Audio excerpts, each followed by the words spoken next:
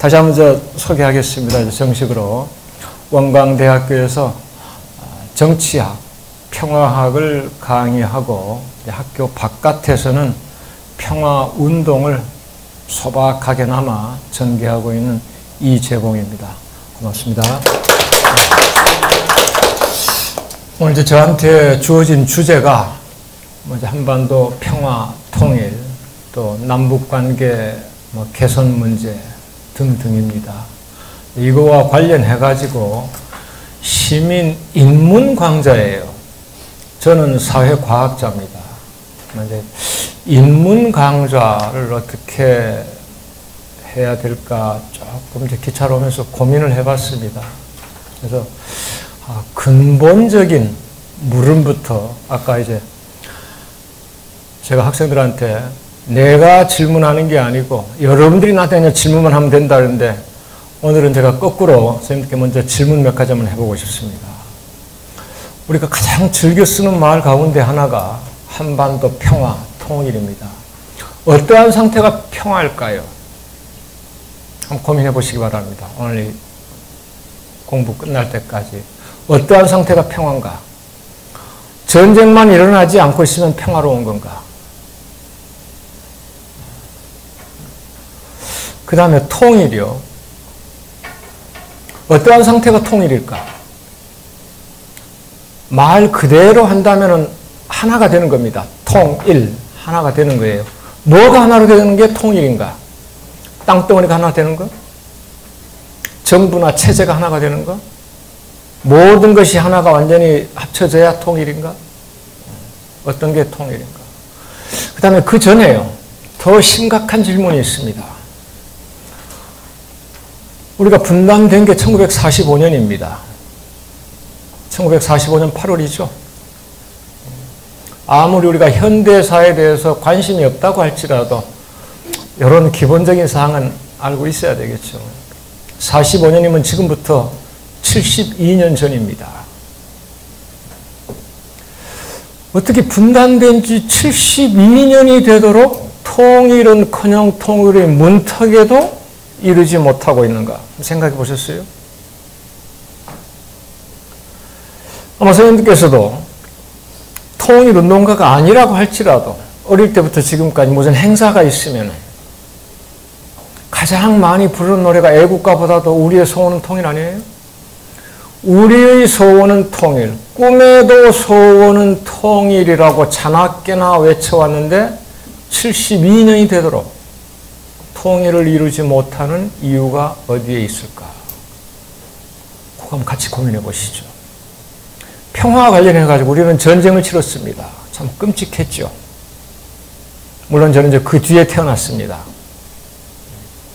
50년의 시작이 됐어요. 물론 우리가 어떠한 시각을 가지느냐, 역사적 가치관을 갖느냐에 따라서 분단과 함께 전쟁이 시작됐다. 이렇게 주장하는 학자들도 있고요. 1950년 6월 25일 일요일 새벽 4시 비가 부슬부슬 내리는데 북괴군이 소련제 탱크를 앞세우고 남침했다. 소위 6.25 전쟁이죠.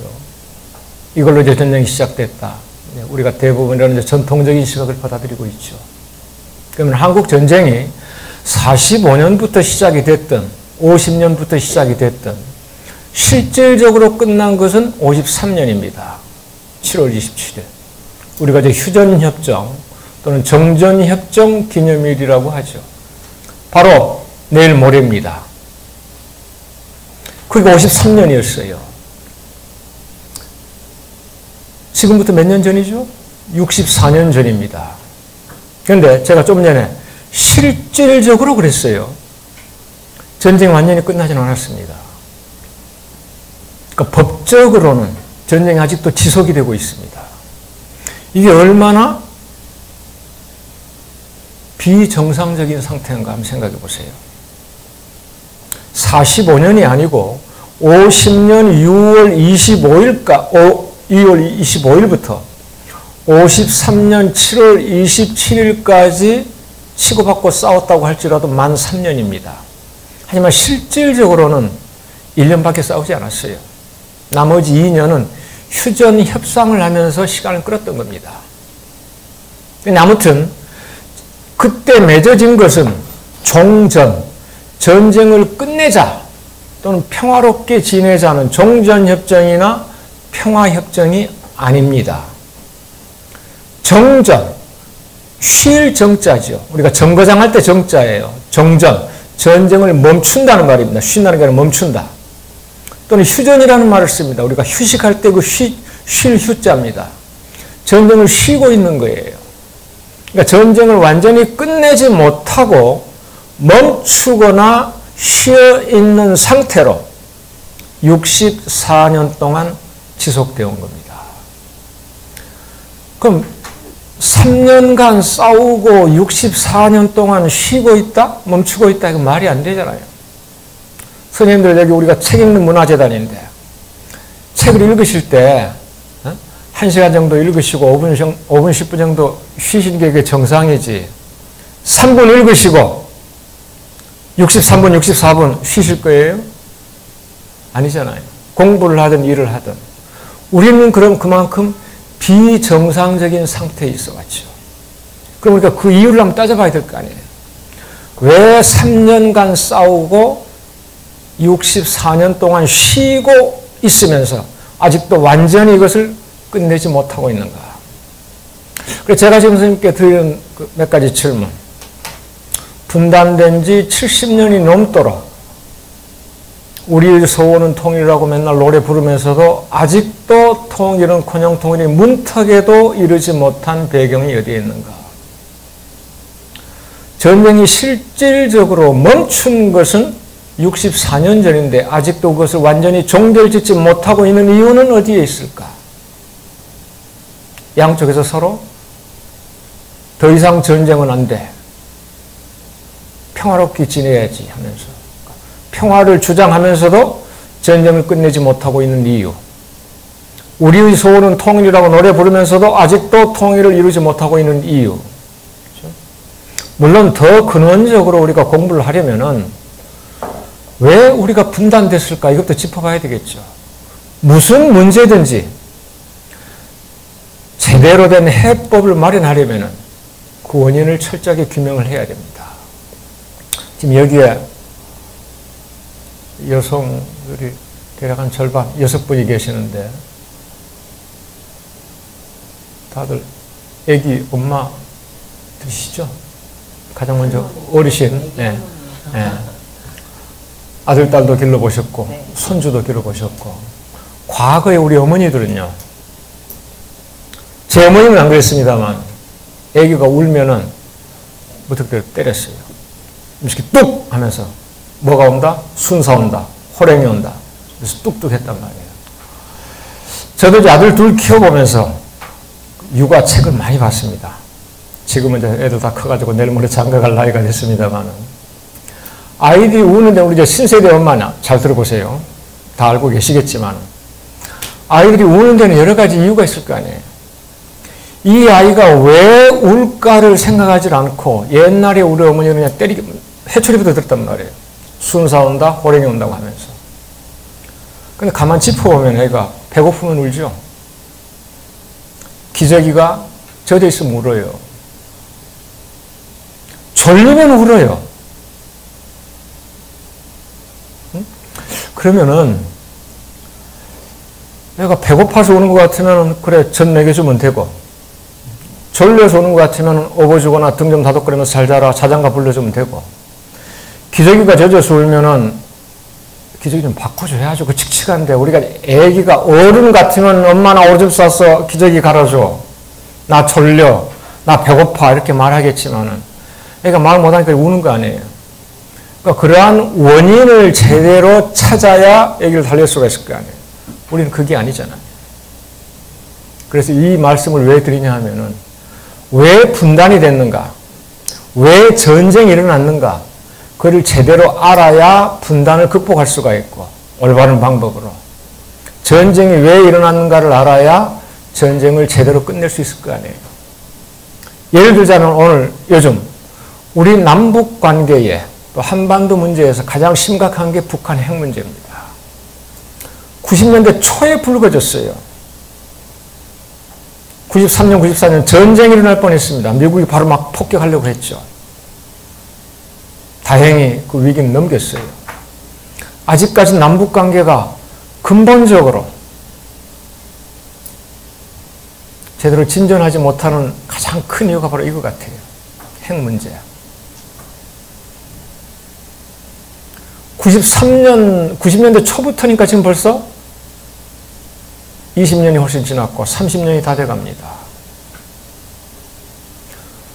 그럼 실제로 우리가 북한 핵 문제를 풀기 위해서 왜 북한은 빌어먹고 굶어 죽으면서도 핵무기 개발에만 매달리고 있는가? 이거를 진정 한번 생각해 봤는가? 여러분 혹시 안 그러셨어요? 저 새끼들은 맨날 빌어먹고 굶어 죽으면서 핵무기만 좀 만들고 있지? 제재해야 돼. 뭐 해야 돼? 붕괴시켜야 돼. 그러니까 모든 문제는 다 그 원인이 있을 거 아니에요. 그 원인을 제대로 짚어야 바람직하고 가능한 해결 방법이 나올 수 있다. 이걸 제가 말씀드리는 겁니다. 제가 강의 시작하기도 전에 여러분들한테 숙제를 내드렸은 거예요. 우리 공부 끝날 때까지 그걸 한번 같이 고민을 해보시자고. 왜 분단이 됐을까? 우리가 분단 문제 얘기하면서 이런 거 공부 안 해봤잖아요. 왜 분단이 됐을까? 언제 분단되는 건 잘 알아요. 우리 학교에서 공부할 때 맨날 그거 달달달 외우잖아요. 1945년 8월 미국과 소련에 의해서 38선으로 그냥 국토가 두동강 났다. 그 전에 모스크바 3.4. 선생님 공부를 너무 많이 하셨어요. 그 전이 아니라 그 후에예요. 모스크바 3.4년은 1945년 12월이고 우리가 38선으로 분단된 건 1945년 8월이고 그래서 선생님 틀렸어요. 우리가 이제 그 중고등학교 때 시험 문제 다음 사항을 일어난 순서대로 쓰시오. 뭐 얄타 회담, 모스크바 3.4이 쭉 나오잖아요. 선생님 틀렸어요. 그렇죠?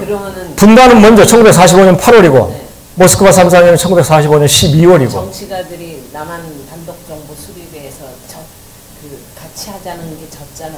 김구 선생님 거기에서 밀려갖고 남한 단독정부 선생님 공부를 너무 많이 하셨다니까.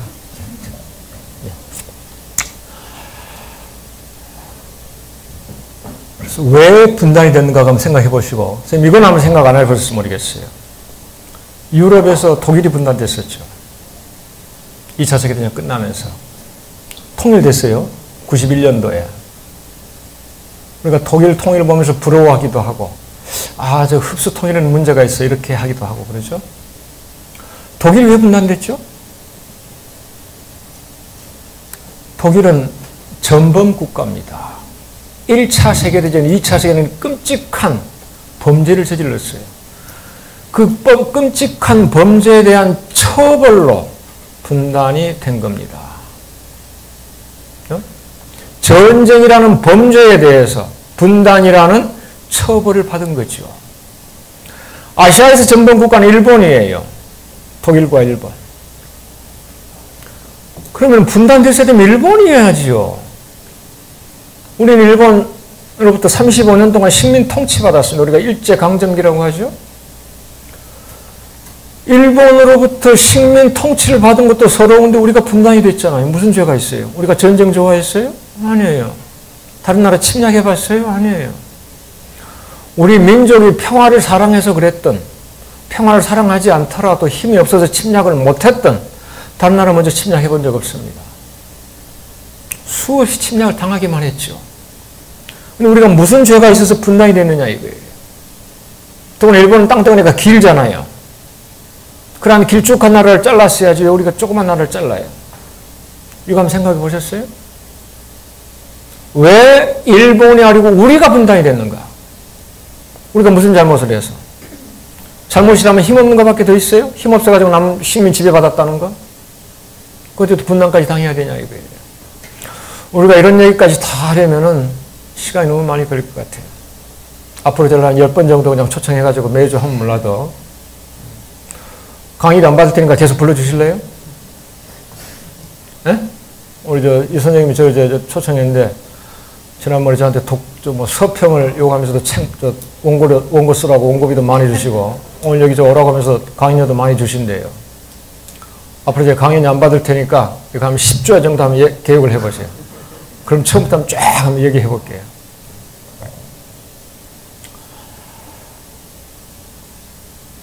대충 오늘 제가 드린 질문, 우리가 이걸 분단 문제, 통일 문제, 남북관계 개선 문제 이런 걸 얘기하려면 근본적으로 요즘 나타나는 현상이 아니라 이걸 파고 들어가야 되지 않겠느냐 이겁니다. 오늘 이제 그런 시간이 없으니까 간단하게 얘기를 해봅시다. 오늘 거꾸로요. 앞으로 이제 미래를 생각하면서, 그러니까 왜 분단이 됐는가, 왜 전쟁하는 건 이제 과거죠. 그럼 현재 분석은 왜 통일을 못하고 있는가? 현재 문제는. 왜 전쟁을 끝내지 못하고 있는가? 이거 현재 문제예요. 그다음 미래 문제는 앞으로가 통일되면 어떻게 될까? 전쟁을 완전히 끝내고 나면 우리 사회가 어떻게 달라질까? 이거 아니겠어요?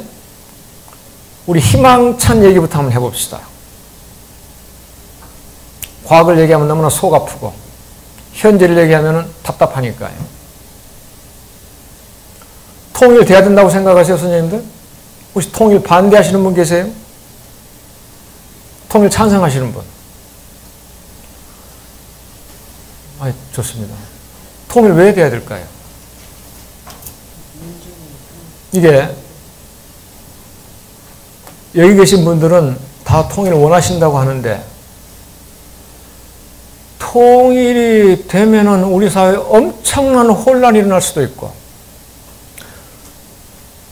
빌어먹고 굶어 죽는 저 거짓대들 2,500만 먹여 살리려면 우리가 엄청나게 손해를 볼 거예요. 요즘 증세한다고 하는데 증세 좋아하는 사람 없잖아요. 물론 다행히 선생님들 얼마나 잘 사시는지 모르겠습니다만 우리 같은 중산층 뭐 이런 모르고 왜 영어로 쓰는지 모르겠어요. 슈퍼리치 아주 그냥 큰 부자들 한테만 이제 세금 거두겠다니까 뭐 우리 지장 없겠죠.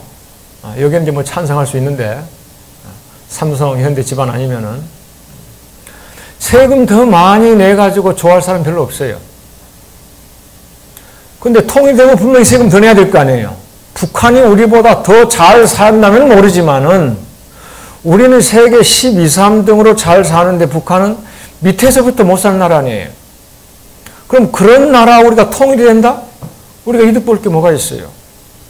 그리고 이념과 체제가 다르기 때문에 엄청난 사회 혼란이 따를 테고 빌어먹고 굶어 죽는 사람들이니까 우리가 요즘 무슨 이제 비정규직이 정규직으로 전환되고 어쩌고 그 시간당 최저임금 올라가고 한다고 합니다만은 그래도 우리가 뭔가 좀 퍼줘야 될 거 아니에요. 그래도 통일 원하세요? 그래도 해야 된다고요? 어차피 겪어야 돼. 참 대단한 분이네요. 하여튼. 그냥 물질적으로 손해보실 게 뻔한데도 통일을 해야 된대요. 그래서 아까 제가 처음에 물어본 거예요. 어떤 상태가 통일이냐? 뭐가 하나가 되는 게 통일이냐 이거예요. 근데 우리가 왜 통일을 해야 될까 물어보면요. 조금 여사님처럼 나이가 있으신 분들은 크게 두 가지를 댑니다. 우리는 같은 민족이니까. 한 핏줄이라 이거예요. 그러니까 통일돼야 된다. 그 다음에 당분간 좀 사회 혼란이 생기더라도 독일에서 보듯이 좀 그것도 지나고 나니까 이제 강대국이 되고 안정되고 잘 살게 되지 않느냐. 그럼 우리도 그러한 과정 조금 몇 년 지나면은 다시 좀 하나 합쳐져 가지고 땅덩이도 커지고 인구도 많아지고 응? 강대국까지는 안 되더라도 그래도 중진국 충분히 될 수 있지 않겠느냐. 이제 바로 그런 거죠. 그러니까 통일이 돼야 될 가장 큰 이유 두 가지. 물론 이제 여러 가지가 있습니다만은 대체로 보면 그 두 가지예요. 같은 민족이니까, 한 핏줄이니까. 그리고 우리는 합치면은 남쪽의 자본과 기술, 북쪽의 자원, 그 풍부한 노동력, 값싸고. 이거가 이제 시너지 효과를 이뤄가지고 경제적으로 더 잘 살게 될 거다. 이런 거예요. 반대하는 사람들요. 역시 두 가지 이유가 있습니다. 제가 말씀드린 대로 50년, 60년 이상 서로 다른 이념과 체제 밑에 살아왔기 때문에 자본주의와 사회주의라 엄청난 사회 혼란이 따를 거 아니냐. 어떻게 합치겠느냐. 우리 사회에 지금 갈등이 많이 있는데 어떻게 같이 합치겠느냐. 그 다음에 이제 경제적으로 우리하고 너무나 큰 경제적인 격차가 있는데 천문학적인 통일 경비가 들어갈 거 아니냐. 반대한다는 거예요. 그래서 여론조사를 해보면 잘 사는 사람일수록, 여기도 혹시 강남에 계시는 분들 계시면 서울에 강남에 계시는 분들, 그다음에 경상도 쪽에 통일 반대하는 사람들이 훨씬 더 많습니다. 젊은 사람일수록 통일을 원치 않거나 무관심한 사람들이 많아요. 왜 내가 세금 내야 되느냐. 요즘은 저도 이제 대학에 몸담고 있습니다만 대학생들 전공에 관계없어요. 다 그냥 도서관에 가가지고 영어책 붙잡고 있습니다. 그리고 삼포 오포 하잖아요. 취업을 포기하고, 취업 포기하는 결혼을 포기하고, 결혼 포기하니까 자식 낳는 것 포기하고. 그런 판에 무슨 뭐 같은 민족에다 뭐다 해가지고 통일 원하느냐 이거예요. 그건 나하고는 별개의 문제다. 무관심 내지는 반대하는 사람들이 늘어납니다. 젊을수록. 저는 이 네 가지 다 반대합니다. 통일요. 반대하는 게 아니라 그게 그렇게 과연 절실한 이유 또는 큰 이유가 될 수 있을까? 선생님들은 그러면은 통일 다 되는 게 좋다고 하시는데 왜 통일이 되는 게 좋냐? 뭐라고 답하시겠어요? 제대로 한번 생각해 보시겠어요? 정말 진지하게 고민해 보셨어요? 통일이 되면 뭐가 달라질까? 통일이 돼가지고 우리한테 어떠한 커다란 이득이 있을 때, 그래야 그럼 우리가 통일을 추진하면서는 어떻게 통일할 게 나오지 않겠어요? 통일이 되면 사회 혼란만 생기고 엄청난 천문학적인 경비가 들어가는데 굳이 우리가 통일할 필요가 있을까요? 그냥 남남처럼 지나면 되죠. 그렇잖아요? 그러면 통일되는 것이 지금 현재 분단된 채로 지내는 것보다 훨씬 낫다는 확신이 들어설 때 우리가 그럼 통일해야 되겠다. 이럴 거 아니에요. 그럼 지금까지 통일이 되지 않는 이유는 분단된 상태가 뭔가 더 좋기 때문에, 또는 통일되는 게 너무나 어려워가지고 안 되는 거 아니겠어요? 이 두 가지가 겹쳐 있겠죠. 지금까지 우리 사회를 이끌어온 사람들, 소위 이제 지도자들 또는 기득권 계층에서 분단 때문에 오히려 누리는 이익이 더 컸다면 그 사람들이 통일을 원했겠어요? 아니죠. 그리고 설사 통일을 원했다 하더라도 통일이 되는 게 그만큼 어렵다는 것 아니겠어요? 그럼 우리가 아무리 통일되는 걸 원한다고 할지라도 반대하는 사람을 어떻게 설득할 것인가? 그 다음에 그 어려움 또는 걸림돌, 그 문제를 어떻게 극복할 것인가? 이것도 한번 생각해 보셔야 되지 않겠어요? 통일하는 게 이렇게 복잡한 겁니다. 그게 쉬웠다면 70년 동안 안 됐겠어요? 그래서 먼저 저는 그 희망부터 좀 말씀드리고 싶어서 순서가 좀 바뀝니다만은 우리가 왜 통일하는 게 더 좋을까? 통일이 뭘까? 이것부터 한번 얘기를 하고 싶어요. 저는 지금 21세기잖아요. 모든 것이 하나가 되는 거 저거 원하지 않습니다. 너무 어려우니까요. 누가 체제를 양보하겠어요? 선생님들 중에 우리 남한 자본주의 체제 이거 바람직하지 않아요. 천박합니다. 건전한 자본주의가 아니잖아요. 그렇다고 해가지고 북한의 굶어 죽는 사회주의 체제 원하실 건 아니잖아요. 저부터 더 그래요. 그럼 통일이 된다면 체제를 하나하나 합치는 건데 어느 체제가 양보하겠어요? 우리는 비록 우리 남한식 자본주의가 좀 퇴폐적이라고 할지라도 천박하다고 할지라도 니네보다는 100번 낫다. 굶어 죽지는 않지 않느냐 이거예요. 그래서 체제 경쟁은 이미 끝났다 그랬어요. 우리는 통일을 한다면 당연히 남한이 북한을 흡수하는 걸로 생각합니다.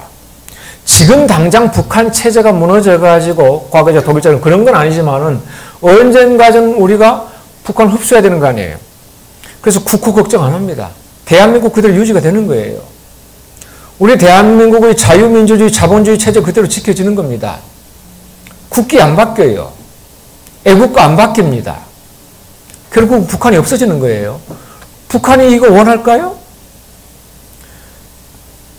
지네가 비록 배가 좀 고픈 사회주의 체제지만 천박한 남조선 자본주의 체제 절대 원하지 않는다는 거예요.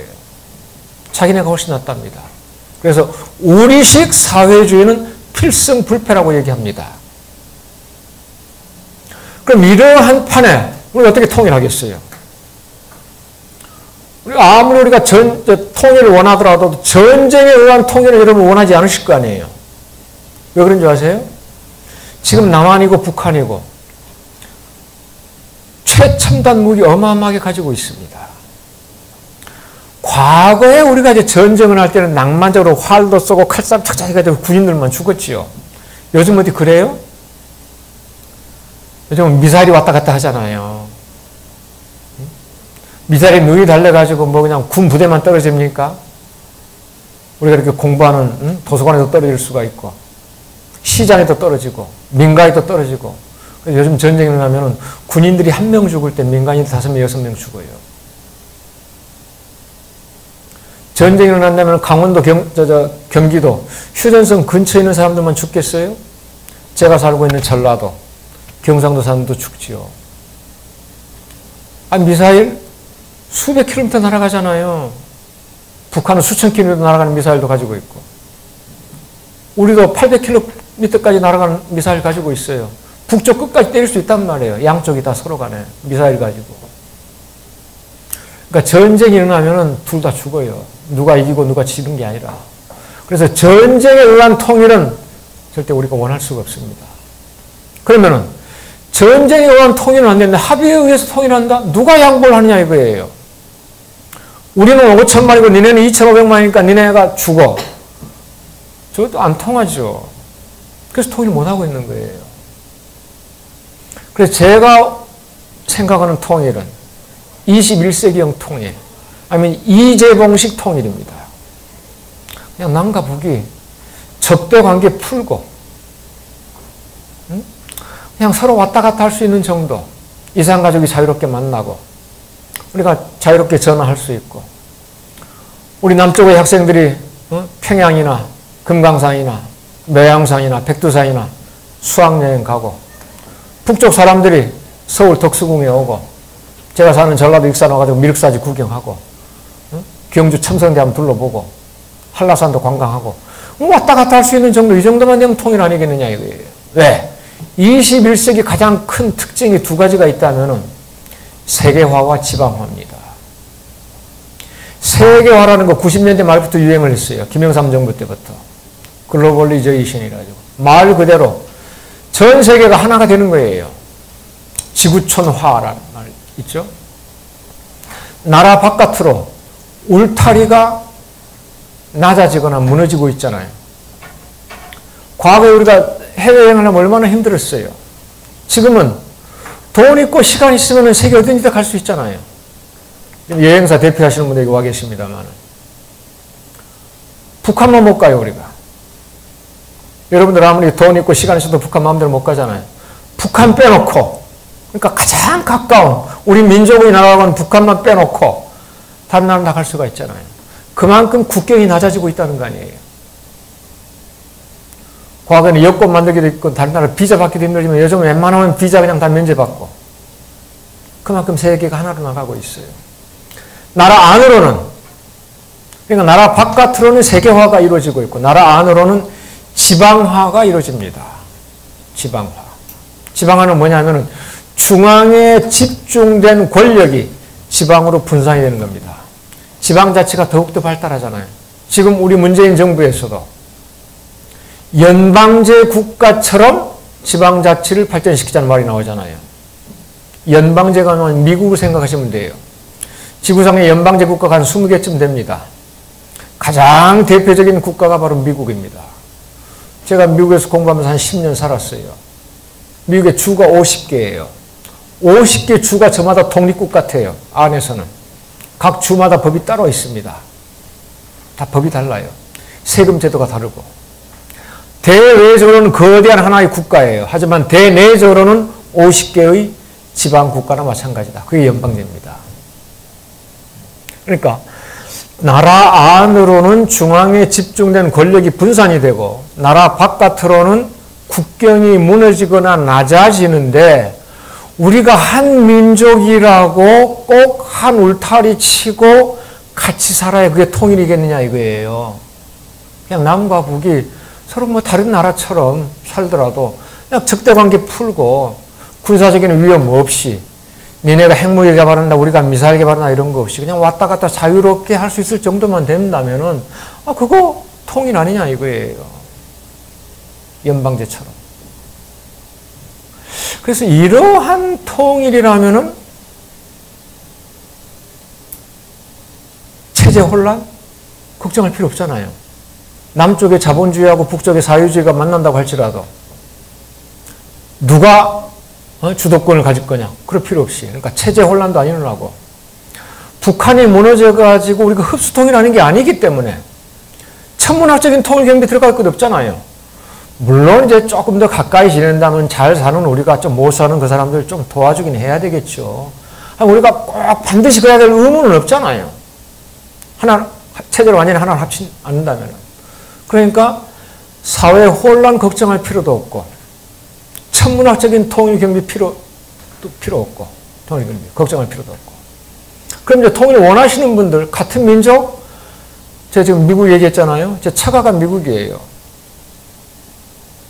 아내가 미국 시민권자고 아들 둘인데 제가 미국에서 공부하는 동안에 미국에서 태어났어요. 원정 출산이 아니고. 그래서 미국 시민권은 애비, 애미, 국적이 어디든지 관계없이 미국에서 나오면 미국 시민권을 갖게 됩니다. 불법 체류자라도. 그러니까 제가 정식으로 유학할 때 벌써 나왔으니까 애들은 미국 시민권을 갖게 되고 애비가 한국 국적을 가지고 있으니까 한국 시민권까지. 그래서 이중 국적자가 되는 거예요. 아내는 이제 이민을 가가지고 미국 시민권자가 됐고요. 그래서 저는 법적으로 한국 사람이 미국 사람 세다고 사는 겁니다. 한 가족에서도 이렇게 이상이 다 되잖아요. 처가는 미국에 있고 저는 여기 있고.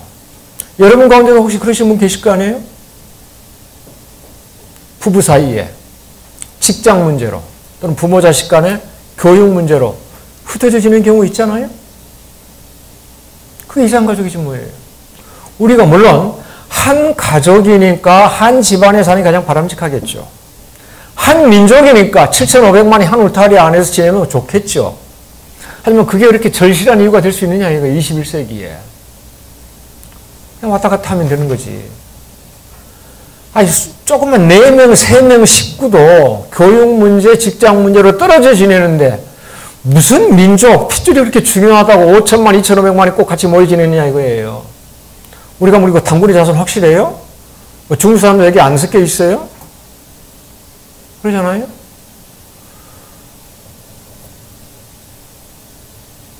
그 다음에 경제? 물론 강대국이 될 수 있겠죠. 그 강대국이 되는 게 우리 그렇게 절실한 건 아니잖아요. 우리가 부러워하는 나라 어디예요? 그럼 세계적으로 경제 강국들 지금 어디예요? 1등 미국, 2등 중국, 3등 일본, 4등 독일, 5등 영국, 6등 프랑스, 7등 이탈리아, 8등 캐나다 이렇게 쭉 나가는 거예요. 세계 경제 대국이. 우리가 이런 나라를 부러워합니까? 여러분들? 우리가 부러워하는 나라들은 어디예요? 북유럽, 복지국가들, 노르웨이, 핀란드, 덴마크, 뭐 스위스 이런 조그만 나라들 아니에요? 우리보다 조그만 나라들 아니에요? 경제 규모가 아니라 삶의 질이죠. 그럼 우리가 통일이 돼가지고 전체 GDP 커지는 게 그게 무슨 의미가 그렇게 크냐 이거예요. 물론 우리가 지금 현재 세계에서 12등, 13등 정도 돼요. 규모가, 경제 규모가. 12등, 13등 하는 것보다 7등, 8등 하는 게 좋고 7등, 8등 하는 것보다는 3, 4등이 좋고 3, 4등보다 1, 2등이 낫겠죠. 하지만 그게 그렇게 절실한 이유가 될 수 있느냐 이거예요. 지금 지구상에 국가가 200개 있습니다. 200개 국가 가운데 우리가 12등, 13등이 나오면 몇 %예요? 톱 6%입니다. 대단한 거 아니에요? 여러분 자녀들이 한 반에서 6% 안에 공부 잘한다. 그 대단한 거 아니에요? 한 30명이면은 한 반에 6%면 1.8, 1, 2등이에요. 1등 아니면 2등. 그럼 만족하시지 않겠어요? 우리 경제 수준이 국가 GDP 규모 따면 그 정도란 말이에요. 그런데 여기서 북한하고 합쳐가지고 이것을 몇 등급 올라갈 것이다. 좋기는 하지만 그것이 과연 그렇게 절실하냐 이거예요. 저는 그렇지 않다고 생각해요. 물론 안 좋다가 아니라 좋기는 좋은데 그게 당장 우리가 통일을 해야 될 만큼 절실한 이유는 되지 못하는 것 같다 이거예요. 제 말 오해하지 마시기 바랍니다. 같은 민족이니까 같은 한 울타리 안에 사는 거 좋아. 그건 바람직하지만 그게 당장 우리가 분단을 극복하고 꼭 통일을 해야 될 그렇게 절실한 이유가 되는가 한번 생각해 보시라 이거예요. 그러면 왜 제가 평화운동을 하고 통일운동을 한다고 하는데 이걸 가지고 맨날 공부를 하고 글 쓰고 강연하고 다니는데 왜 저는 그럼 통일을 해야 된다고 하느냐. 분단 때문에 빚어지는 폐해가 너무도 커요. 그런데 우리가 이것을 문제는 깨닫지를 못하고 있어요. 왜? 우리가 이미 태어날 때는 분단이 됐었기 때문에. 여기 이제 저보다 좀 선배님들, 저 뒤에 어르신하고 선생님 저보다 좀 선배님 같아요. 제가 이제 회갑 지는 이제 2, 3년 됐으니까요. 선생님들 아마 이제 분단 이전에 태어나셨는지 모르겠어요. 분단 이전에 태어난 사람 일제하잖아요. 그러니까 45년 우리가 분단되기 전에 태어나셨다면 일제 치하였고 그 후에 태어나셨다면 분단된 상태였고 그러니까 우리가 통일된 상태에서 살아보지를 못했기 때문에 모르는 거예요. 우리가 통일돼가지고 잘 살고 있다가 분단이 됐다면 아 분단이 되니까 바로 이러한 폐해가 생기는구나 알 텐데 그걸 겪어보지 못했잖아요. 그래서 우리가 한번 상상을 해보십시다. 우리가 인문학은 상상에서 출발하는 거예요. 만약에 우리가 분단을 극복을 하고 통일이 된다면 어떠한 사회가 펼쳐질까? 첫 번째요. 정치적으로 발전이 이루어질 것 같아요. 지금 우리가 추구해온 정치 이념 체제가 뭡니까? 자유민주주의라는 겁니다. 그죠? 자유민주주의가 뭐예요? 우리가 북한하고 우리 남한을 비교할 때 많은 사람들이 학자들이든 정치인들이든 이렇게 합니다. 우리 남한은 민주주의야. 근데 북한은 공산주의야. 이렇게 얘기해요. 말이 안 되는 비교입니다. 나는 교수야. 선생님은 여자야. 맞죠? 저 교수고 여자고. 제대로 된 비교예요? 아니죠. 나는 교수야. 자네는 학생이야. 나는 남자인데 자네는 여자야. 이렇게 비교가 맞죠. 그죠? 그런 심리입니다. 우리 남한이 민주주의라는 것을 자랑하고 싶으면 북한은 독재국가라고 얘기를 해야 돼요. 그러면 비교가 돼요. 북한이 공산주의라는 것을 강조하고 싶으면 우리 남한은 자본주의라고 얘기를 해야 돼요. 민주주의와 공산주의는 대비되는 게 아니에요. 공산주의에도 민주주의가 있을 수 있고 독재가 있을 수 있고 자본주의에도 독재가 있을 수 있고 민주가 있을 수 있고 지구상의 모든 국가가 다 민주주의예요. 그래서 우리 정치학에서 민주주의라는 용어만큼 정의하기 어려운 그런 단어가 없습니다. 어떠한 학자는 민주주의라고 하는 것은 여행용 가방과 똑같다. 왜? 여행용 가방에는 별걸 다 들어가잖아요. 그러니까 민주주의는 모든 세계 체제를 다 포함한다 이거예요. 그래서 민주주의는 크게 세 가지로 나눕니다. 지구상에 있는 200개 국가가 전부 다 민주주의라고 해요. 그래서 민주주의는 종류가 있다. 우리나 미국이 지향하고 추구해온 민주주의는 자유민주주의입니다. 우리가 추구해왔기 때문에 앞에 자유라는 수식어가 빼면은 수식어가 빠지더라도 그냥 자유민주주의예요. 그러니까 우리가 말하는 민주주의라고 하는 것은 자유민주주의를 의미합니다. 북한이나 중국 민주주의예요. 우리보다 더 민주주의입니다. 왜 그런 줄 아세요? 나라 이름에서부터 민주주의입니다. 우리 대한민국은 헌법 1조에서 민주주의예요. 헌법 1조에 얼마 전에 유행했죠. 유승민 때문에. 대한민국은 민주공화국이다.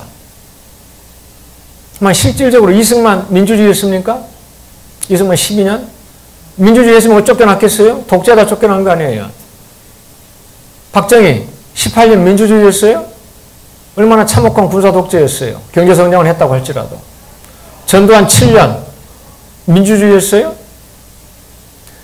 하지만 우리는 헌법에 이승만 때부터 박정희 때부터 전두환 때부터 계속 아직 한 번도 변치 않는 게 있어요. 헌법 1조. 대한민국은 민주공화국이라고 하는 거. 그래서 우리는 헌법에 의한 민주주의입니다. 북한은 나라 이름에서부터 민주주의예요. 조선민주주의 인민공화국 아닙니까? 중국이나 북한이나 민주주의입니다. 종류가 달라요. 무슨 민주주의? 인민민주주의입니다. 아까 제가 우리가 부러워한다는 나라들, 북유럽 복지국가들 있죠? 노르웨이, 핀란드, 덴마크, 스웨덴 이런 나라들. 사회민주주의입니다.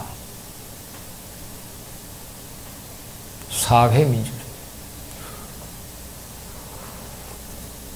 근데 우리는 복지국가라면 거기 끄떡끄떡 하는데 사회민주주의 하면 하실 분이 더 계실지 모르겠어요. 사회자가 들어가니까 공산주의 사춘이란 말이에요. 그래서 이런 일도 있었어요. 우리가 앞으로 이제 남한하고 북한하고 통일이 된다면은 사회민주주의로 가야 되지 않겠냐? 그거 지금 북한식으로 하자는 거 아니냐? 이렇게 대답이 나와요. 아니에요.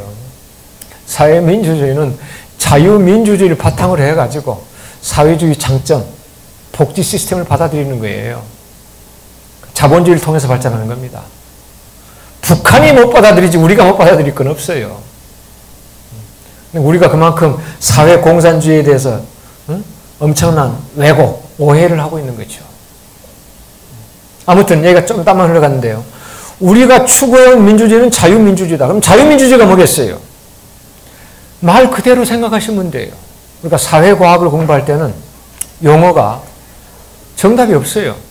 누가 어떻게 정의하느냐에 따라서 그 대신 그게 이제 그만큼 설득력을 지닐 수가 있겠느냐. 그래서 용어를 생각하면 딱 그거부터 생각하세요. 자본주의가 뭐죠? 어렵게 생각하지 마세요. 제가 공부하는 방법. 자본을 가장 중시하는 게 자본주의야. 사회주의가 뭐죠?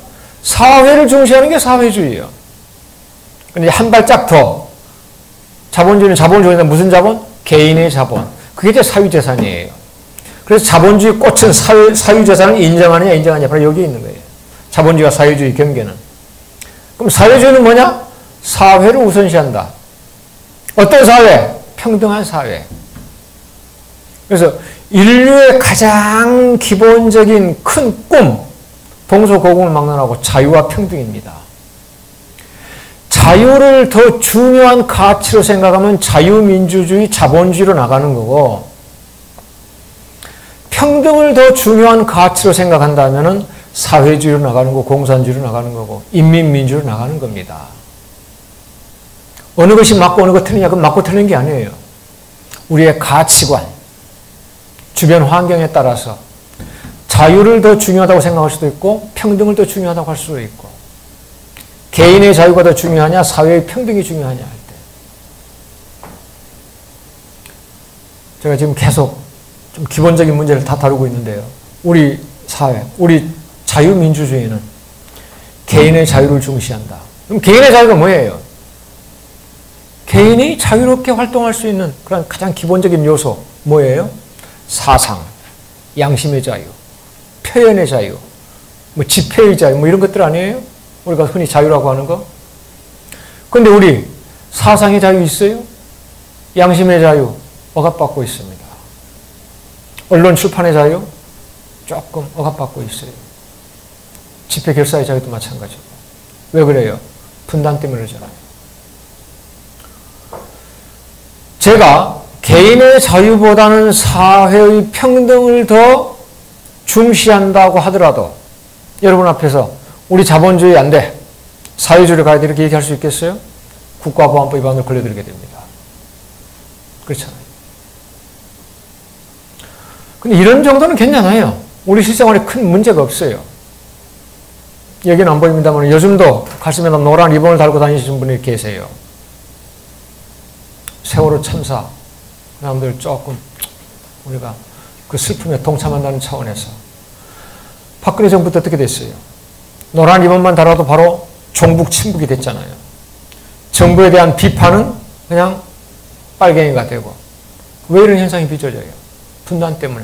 만약에 분단이 되어 있지 않다면은 세월호 참사가 빚어졌을 때 노란 리본을 달아도 저 새끼 친북이다, 종북이다, 빨갱이다 이런 말 나올까요? 아니잖아요. 그러니까 분단이 되어 있기 때문에 자유민주주의, 정치 발전이 제한을 당하고 있다 이거예요. 그래서 아까 우리가 분단이 이제 아직도 통일되지 않은 이유, 그 가운데 하나는 바로 과거 기득권 세력이죠. 분단을 통해서 정권을 유지하고 강화할 수가 있었단 말이에요. 통일을 원치 않았죠. 두 번째, 경제적으로요. 지금 문재인 정부 들어와가지고 우리 국방비를 GDP 대비 2.9%로 늘리겠답니다. 지금 한 2.45%인데. 그래도 과거보다 많이 줄어들었어요. 과거에는 3%가 넘었습니다. 북한은 GDP 대비 한 15% 정도를 국방비로 쓴대요. 미친놈들입니다. 전시도 아니고 평상시에 GDP 15%를 국방비로 쓴다? 세상에 이런 나라가 어디 있어요? 우리는 3% 정도 쓰다가 지금 2.5%까지 밑으로 내려왔어요. 근데 안 되겠대요. 북한이 자꾸 핵무기 개발하고 미사일 개발하니까 2.9%, 3%까지 다시 올리겠다는 거예요. 천문학적인 경비입니다. 근데 이걸 아셔야 돼요. 우리 남한의 군사비가 북한의 군사비보다 최소한 10배 이상 많습니다. 우리는 언론을 통해서 북한은 GDP 대비 15%, 우리 남한은 GDP 대비 3%, 아, 저 새끼들이 우리보다 5배나 더 쓰네? 초등학교 산수도 안 되잖아요. GDP 규모가 다르잖아요. 우리가 북한보다 한 50배 정도 크단 말이에요. 그러니까 국방비 그 액수를 따지면은 우리가 최소한 10배가 더 많아요. 근데 하여튼 어느 쪽에다 많이 쓰든 이렇게 천문학적인 군사비용 왜 써야 되느냐 이거예요. 분단 때문에 그러잖아요. 물론 분단이 해소가 되더라도 뭐 병력은 어느 정도 유지해야 되겠죠. 하지만 남북 양쪽에서 이렇게 천문학적인 경비 쓸 필요가 있을까요?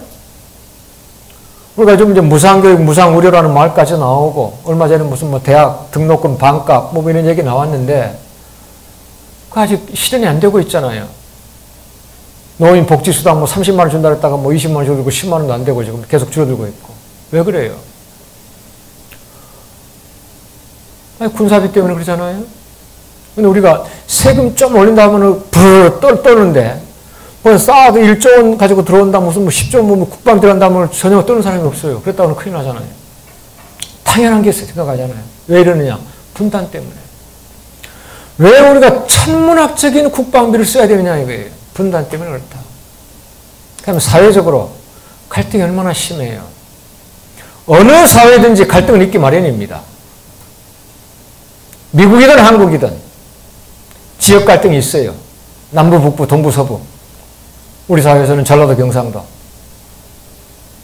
남녀 갈등 다 있어요. 세계 어디서나 인구의 절반은 여자입니다. 많이 좋아지고 있지만 아직도 여성에 대한 차별, 억압 심하잖아요. 남녀 간의 갈등 있어요. 빈부격차 어디서든지 있습니다. 중국 같은 사회주의 국가도 자본주의 받아들이면서 빈부격차 엄청난 갈등이잖아요. 그런데 우리 사회에서 가장 심각한 갈등이 뭐예요? 세대 갈등도 아니고 지역 갈등도 아니고 빈부격차도 아니고 이념 갈등 아니겠어요? 끄떡 하면은 친북 좌빨, 수구꼴통 이렇게 욕하잖아요. 모든 사회 문제에서. 왜 이래요? 분단 때문에 그러잖아요. 분단이 되어 있지 않다면 우리 사회에서 이념 갈등이 빚어질까요? 친북 좌빨, 수구꼴통이라는 말이 나오겠어요? 어느 사회든지 이념 갈등은 있기 마련이에요. 진보 보수는 당연히 공존해야 됩니다. 왜냐하면 진보라고 하는 것은 말 그대로 앞으로 나간다는 거죠. 보수라는 건 뭐예요? 말뜻이 지킨다는 겁니다. 어느 사회든지 두 세력이 공존해야 돼요. 진보 세력만 있다면은 사회 끊임없이 개혁을 통해서 발전해 나아가겠죠. 하지만은 사회 안정을 깨뜨릴 위험이 있어요. 끊임없이 앞으로 나아가야 되니까. 반대로 보수만 있다면 현상을 지키자는 거니까 사회가 얼마나 안정이 되겠어요. 그 대신 앞으로 나아가지 못하죠. 그래서 이 두 세력이 건전하게 견제하면서 공존해야 돼요. 그래서 왜 유명한 말이 있잖아요. 새는 좌우의 날개로 간다고.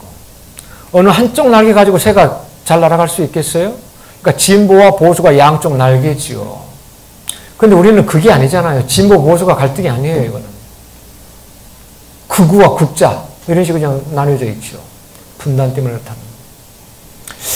그래서 이런 문제는 뭐 저처럼 그냥 정치학을 공부하고 사회 문제 관심 갖고 평화운동 여기에 좀 심각해 몰자면 우리가 일상생활하는 데는 뭐 큰 지장 없어요. 하지만 이거 생각해 보시기 바랍니다. 여기 아까 제가 여성, 남성들 군에 다 갔다 오셨죠? 군대 갔다 오셨어요? 공익으로. 공익도 뭐 군대잖아요. 저는 70년대 3년 동안 갔다 왔어요.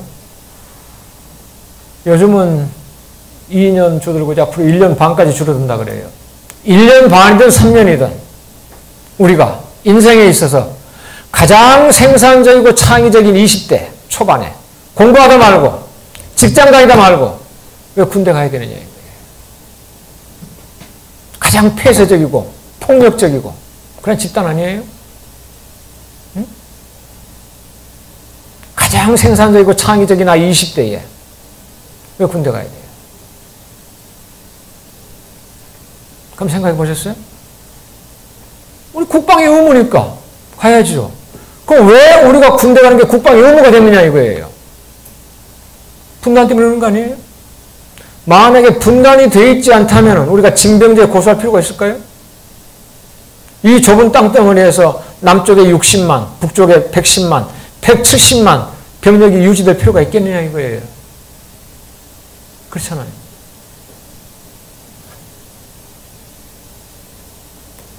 우리 여성들은 군대 안 가셔도 되고 안 가셨겠지만은 자기 남동생, 앞으로 이제 아들 왜 군대 보내실 거예요? 지들이 원하면 좋아요. 지 적성에 맞아서 군인이라는 직업이 매력적인 것 같아서 혜택이 많아서 군대 가라 이거예요. 근데 군대 가기 싫다는 사람들. 저는 막무가내로 안 가겠다는 게 아니라 일단은 그 양심적인 문제로 내가 상대방한테 총 맞아도 좋다. 나는 상대방한테 총 못 쏴. 이런 사람들 있잖아요. 여호와의 증인. 군대 2년 안 가는 대신에 그 2배 4년간 공익 근무하겠다는 거 아니겠어요? 어떠한 일로든지 국가에 봉사하겠다 이거예요. 그 대신 군대 가서 총내 잡지 않겠다. 그 사람들도 우리가 받아들이지 못해가지고 감옥에 보내고 있잖아요. 지금 수백 명의 감옥에 가 있잖아요.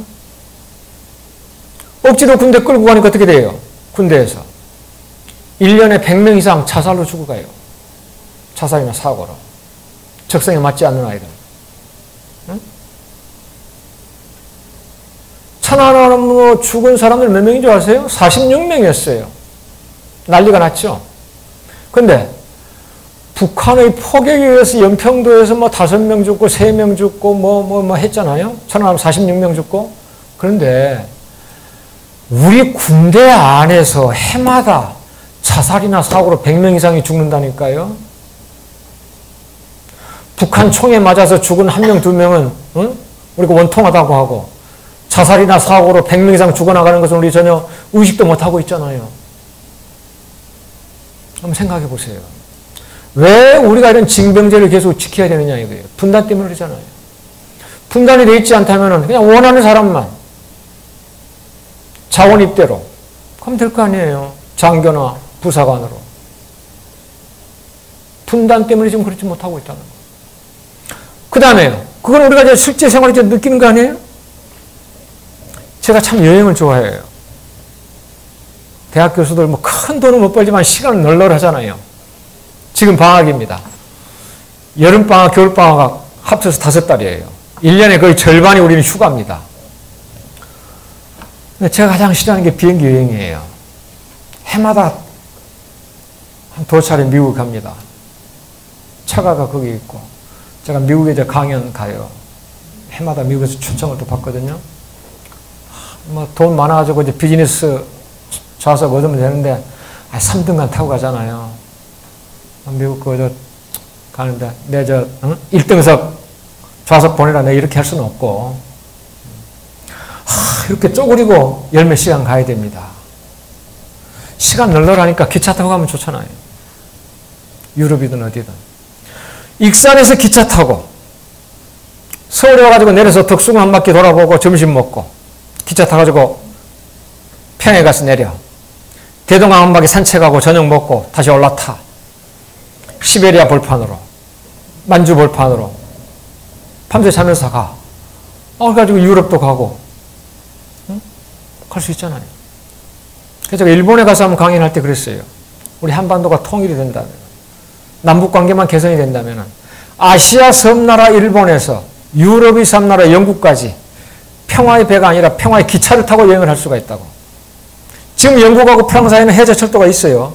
제가 한 두세 번 타봤습니다. 해저로 도보해요. 남북관계가 개선되면 일본과 우리 부산 사이에 해저철도가 뚫리게 돼 있습니다. 90년대 중반부터 딱 계획이 돼 있어요. 우리가 왜 이걸 못해요? 분단이 되어 있기 때문에 그러잖아요. 우리가 지금 한반도라는 표현을 쓰죠. 반도. 반도가 아니에요, 우리는. 완도입니다. 우리 남쪽은.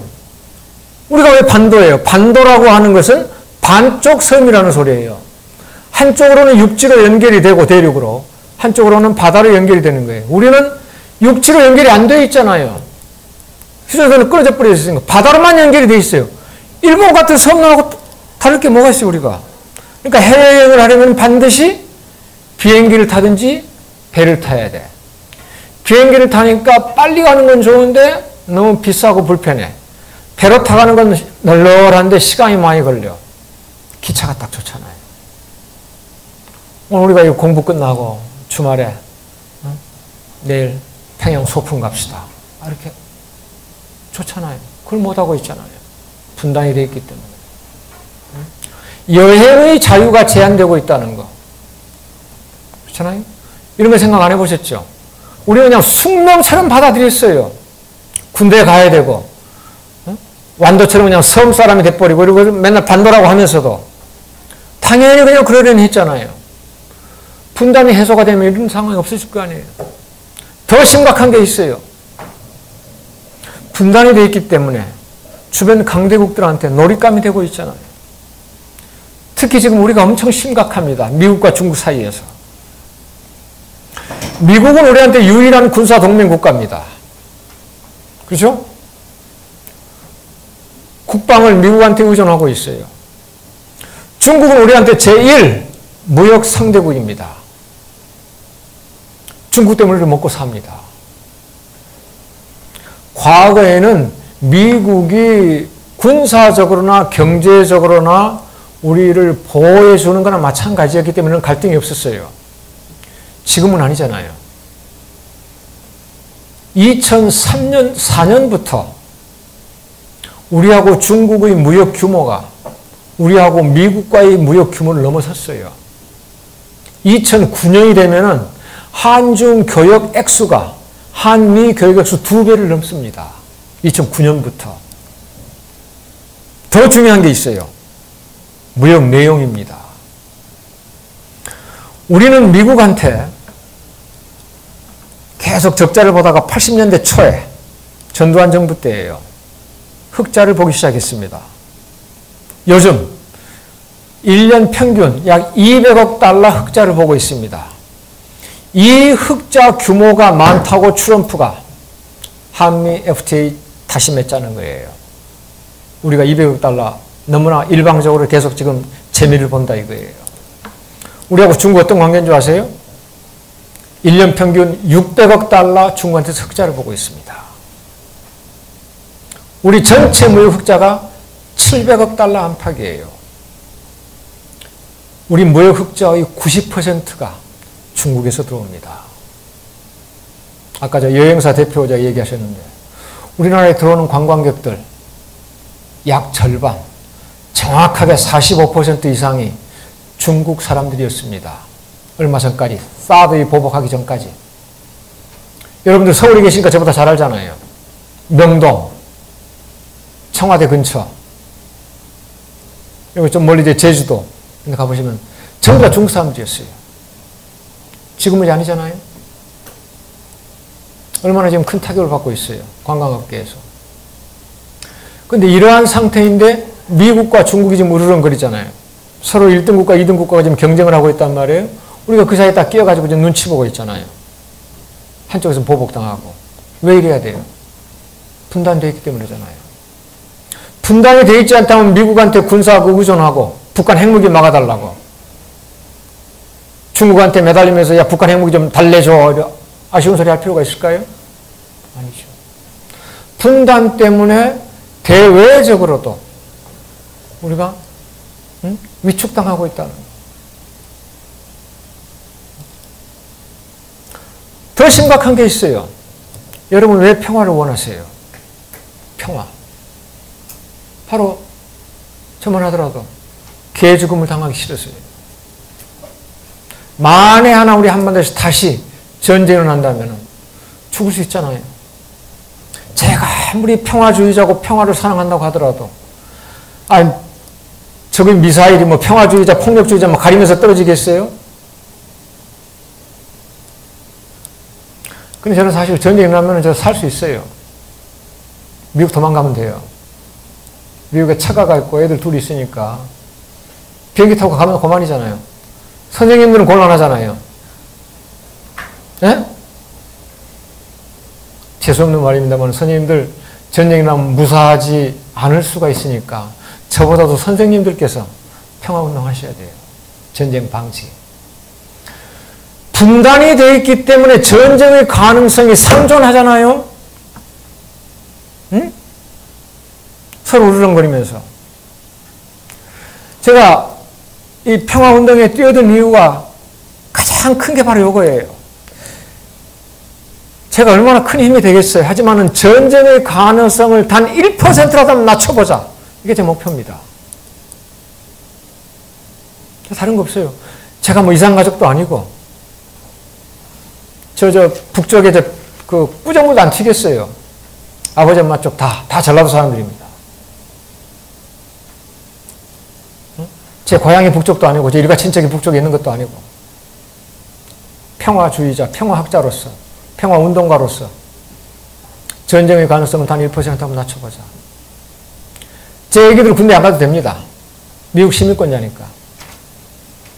내 아들들뿐만 아니라 내 아들 친구들도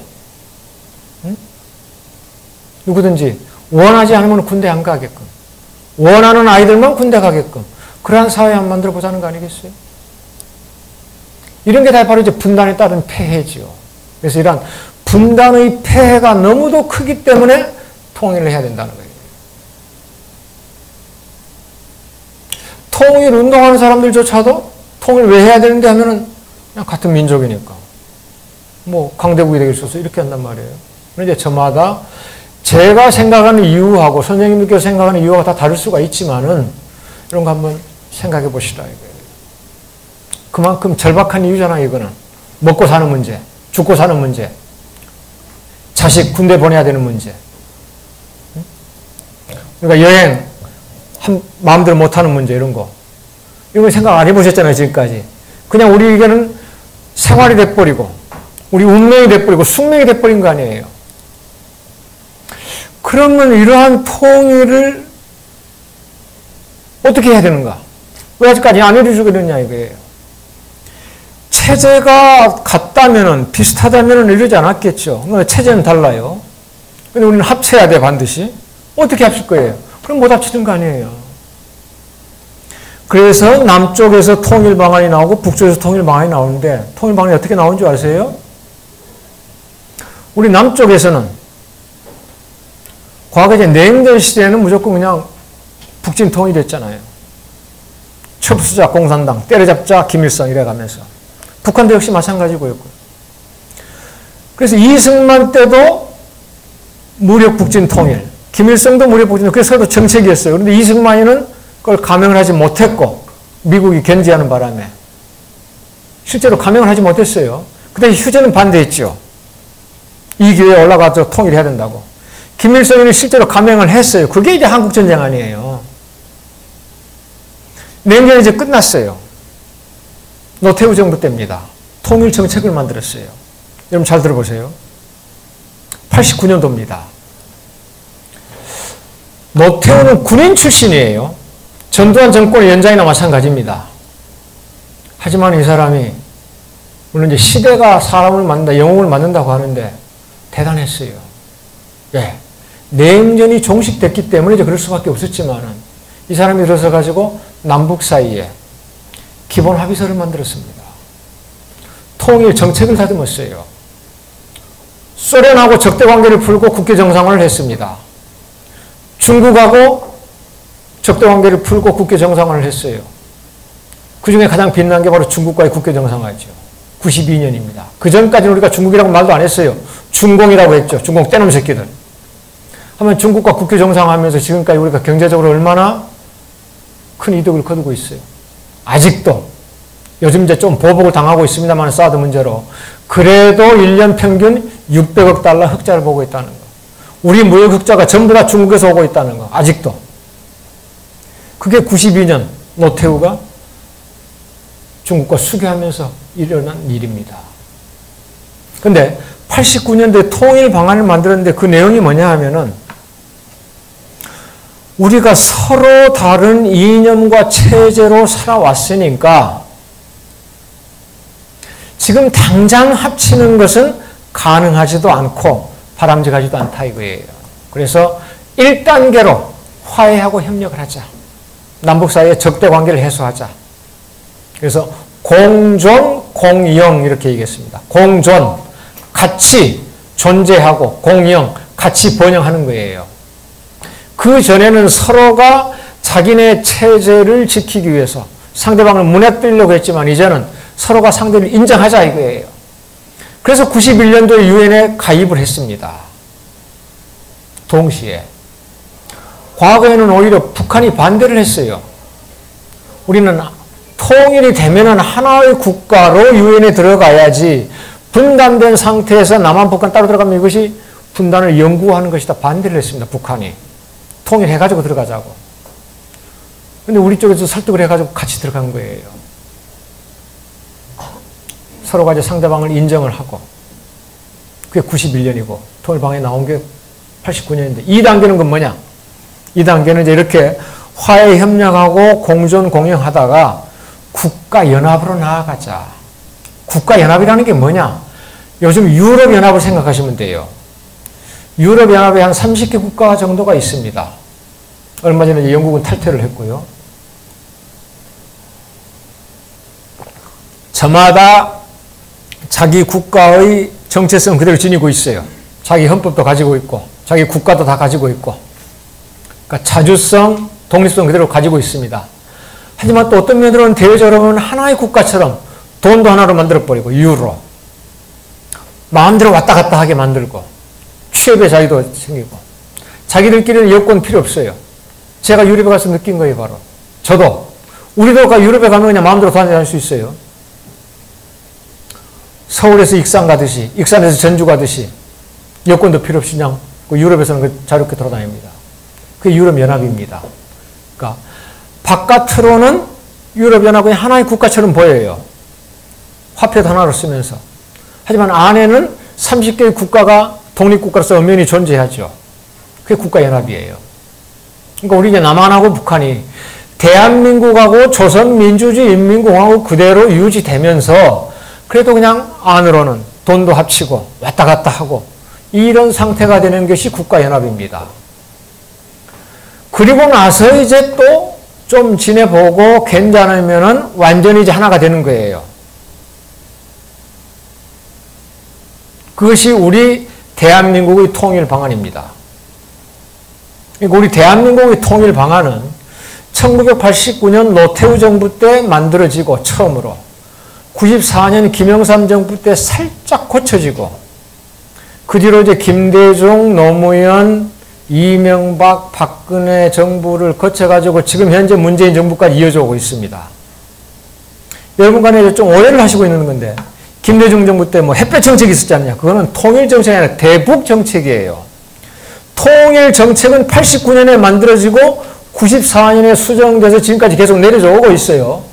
대북 정책은 정권에 따라서 계속 변해왔어요. 이제 김대중은 우리가 뭐 통일 정책이 없어서 통일을 못했느냐? 실질적으로 남북 관계가 개선돼야 될 것 아니냐? 그래서 북쪽을 그냥 뭐 이렇게 적대처럼 이제 적대 관계를 하는 것보다 우리가 그냥 도와주면서 햇빛을 쬐면서 같이 좀 살아오는 거다.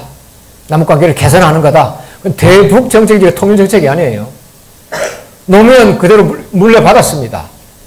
이명박은 이제 바꿨어요. 우리가 계속 지원해줬는데 저 새끼들 말이 핵무기나 만들고 미사일 개발하고 하지 않느냐. 그래서 비핵 개방 3천이라는 정책을 해놨어요. 뭐냐면은 북한이 핵무기를 없애버리면은 포기하면은 비핵 하면은 그리고 개방을 하면은 3천 북한 1인당 GDP가 3,000달러까지 되게끔 우리가 도와주겠다. 박근혜 비슷합니다. 신뢰 프로세스라 해서 통일 대박이라는 말도 해갖고 조건이 있었죠. 북한의 핵무기를 먼저 포기하라.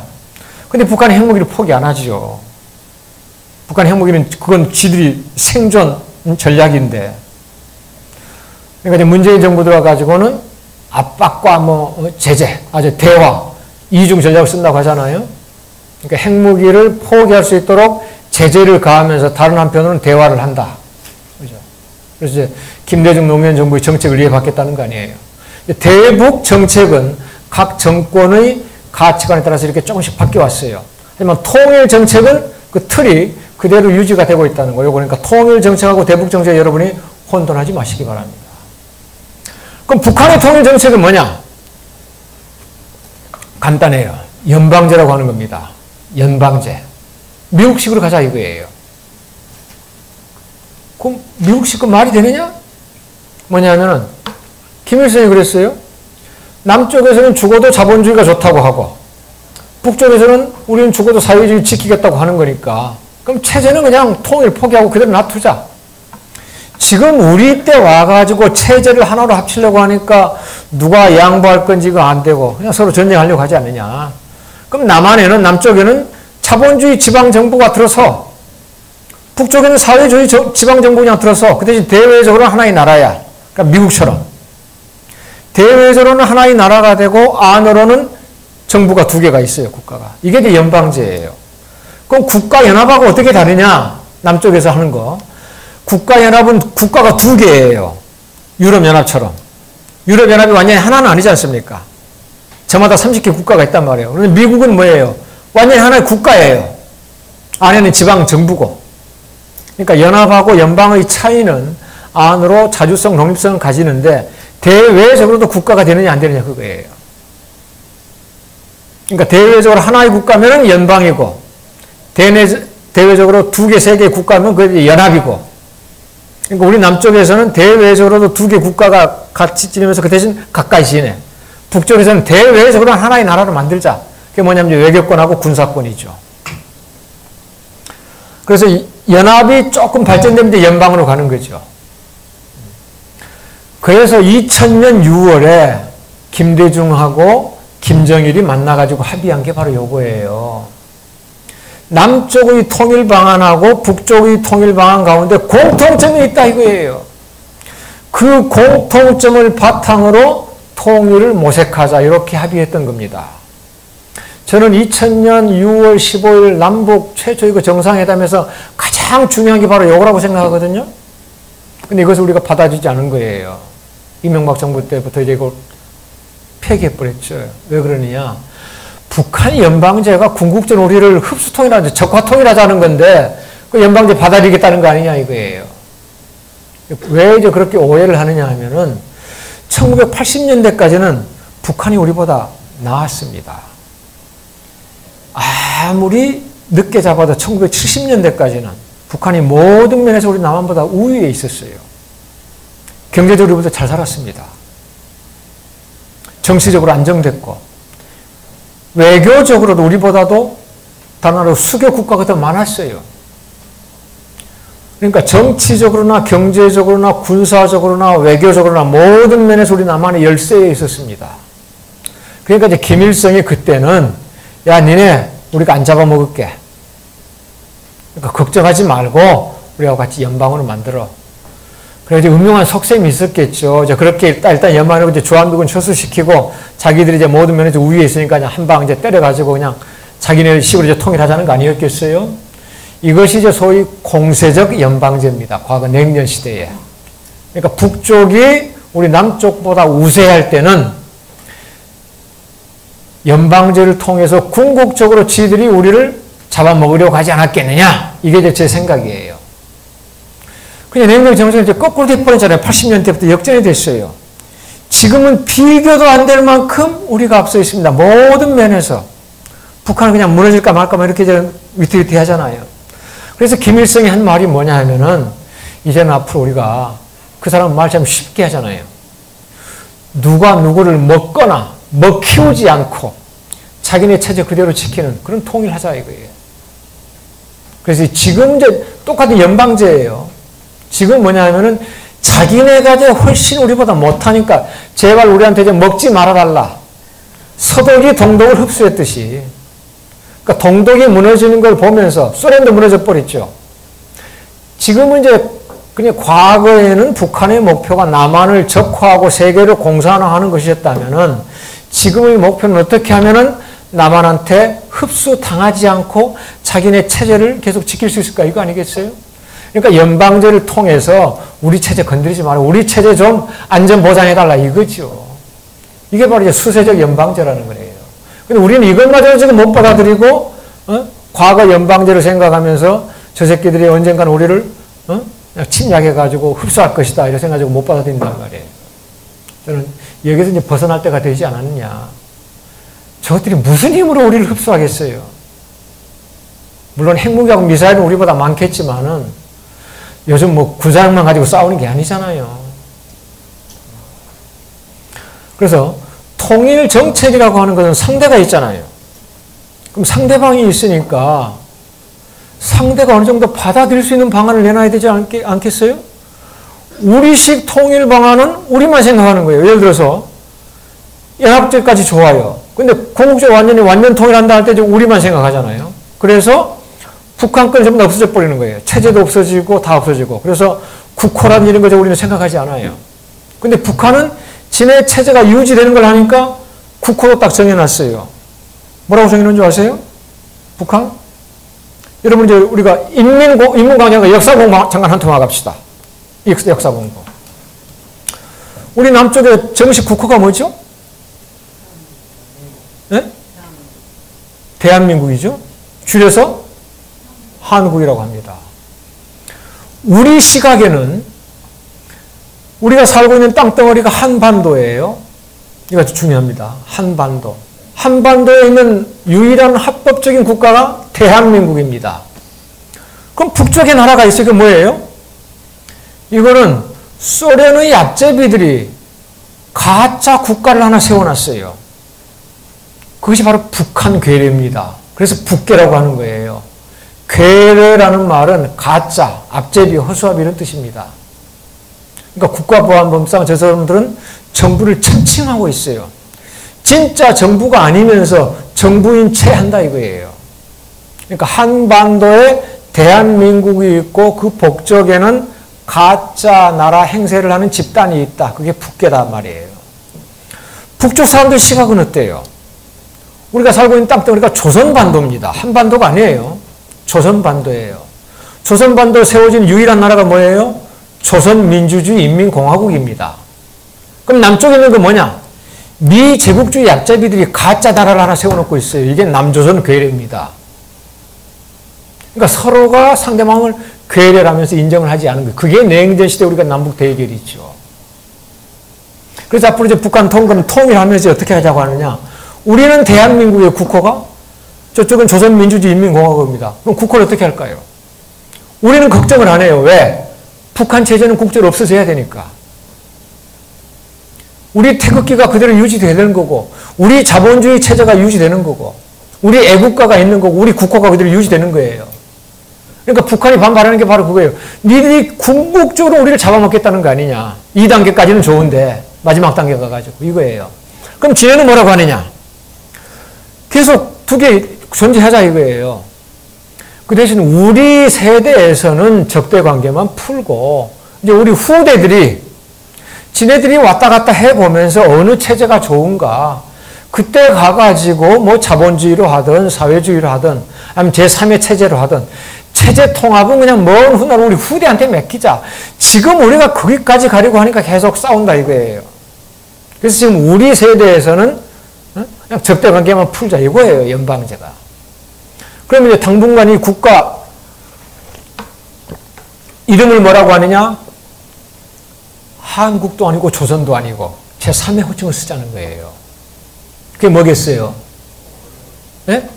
그게 바로 이제 고려입니다. 그러면 한국이라는 호칭은 우리 한반도에서 가장 오래된 나라의 이름 가운데 하나예요. 마한, 진한, 변한 이거 아시죠? 그때 그 한자가 바로 우리가 지금 쓰고 있는 한자입니다. 그때가 이제 소한이었다면 지금 이제 대한이죠. 얼마 전에 이제 대한 제국이었다가 이제 황제의 나라였으니까 이제 일제한테서 망하고 이제 우리 국민이 세운 나라가 이제 대한민국이 된 거고요. 가장 먼저 생긴 나라는 조선이죠. 우리가 고조선이라고 부르는 나라. 고조선이라는 자체가 고유명사가 아니에요. 우리가 이성계가 세운 조선하고 당군이 세운 조선을 구별하기 위해서 편의상 고조선, 근세조선, 이시조선 이렇게 나누는 거지 실제 명칭은 조선이죠. 그때나 옛날에 얼마 전이나.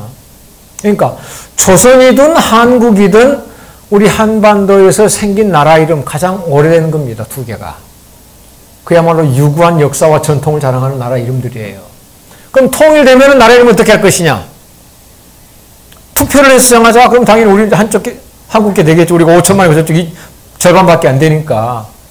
그럼 한국, 조선? 조선, 한국? 그래서 제3의 호칭을 다 찾아. 고려다 이거예요. 왜 고려냐? 두 가지 이유가 있어요. 첫째, 우리가 영어로는 한국이든 조선이든 대한민국이든 조선민주주의 인민공화국이든 영어로는 코리아입니다. 편의상 우리가 사우스 코리아, 노스 코리아 하고 정식으로는 Republic of Korea고 우리는 북쪽에서는 Democratic People's Republic of Korea, DPR 코리아 이렇게 하는 거죠. 그러니까 한국이나 조선이나 영어로는 코리아예요. 코리아라는 말이 우리 한반도에 들어가서 남쪽으로 오면 한국으로 번역이 되고 북쪽으로 올라오면 조선으로 번역이 되는 겁니다. 제 학생들한테 한국 영어로 하면 뭐요? 코리아요. 조선은 영어로 뭐요? 초선 이럽니다. 야, 조선이 영어로 초선 하면 한국은 영어로 한쿡 그래야지. 한국은 코리아고 조선은 초선이냐? 한국이든 조선이든 다 코리아예요. 그러니까 영어로 코리아. 그럼 이 코리아라는 말이 어디서 나왔냐? 고려에서 나왔잖아요. 그러니까 코리아라는 말이 나오게 된 그때 그 당시 나라가 고려였고 한반도 최초의 통일국가라고 하는 거예요. 이게 이제 우리 남북의 역사관이 다른 겁니다.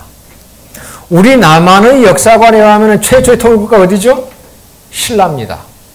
흔히 우리가 이제 통일신라라고 하죠. 역시 이것도 우리가 통일이라는 수식을 왜 뒤에 후세들이 집어넣은 거지. 그때 그냥 신라 이제 통일이라는 말이 없었죠.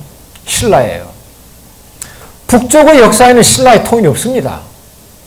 그게 무슨 통일이냐 이거예요. 응?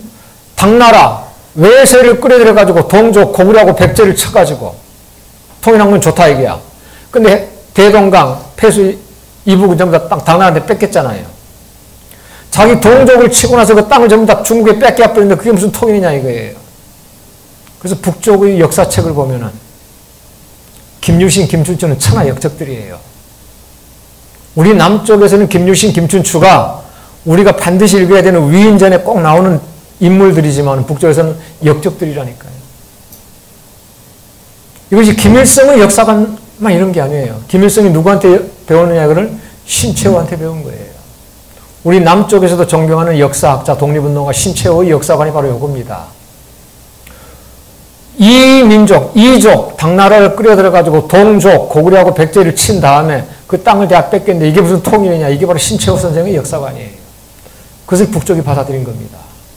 그래서 한반도 최초의 통일 국가이자 영어 코리아라는 이름이 나오게 된 나라. 그게 바로 고려다. 그래서 앞으로 우리가 통일이 된다면 고려라고 정하자. 이렇게 해놓은 거예요. 그래서 우리가 북쪽으로부터 배울 것도 있어요. 우리는 북쪽 무조건 그냥 배척하는데. 물론 이렇게 되면 또 이제 침묵이 돼버리거든요. 여러분 한번 잘 생각해 보시기 바랍니다. 그래서 김대중 때 합의한 거. 우리 남쪽의 통일 방안하고 북쪽의 통일 방안 가운데 공통점이 있는 거예요. 왜냐하면 이거는 문재인 정부가 그대로 물려받겠다고 했잖아요. 문재인 대통령이 김대중 노무현 정부의 대북 정책을 그대로 이어나가겠다고 했어요. 그래서 6.15 합의사항이 상당히 앞으로 중시될 겁니다.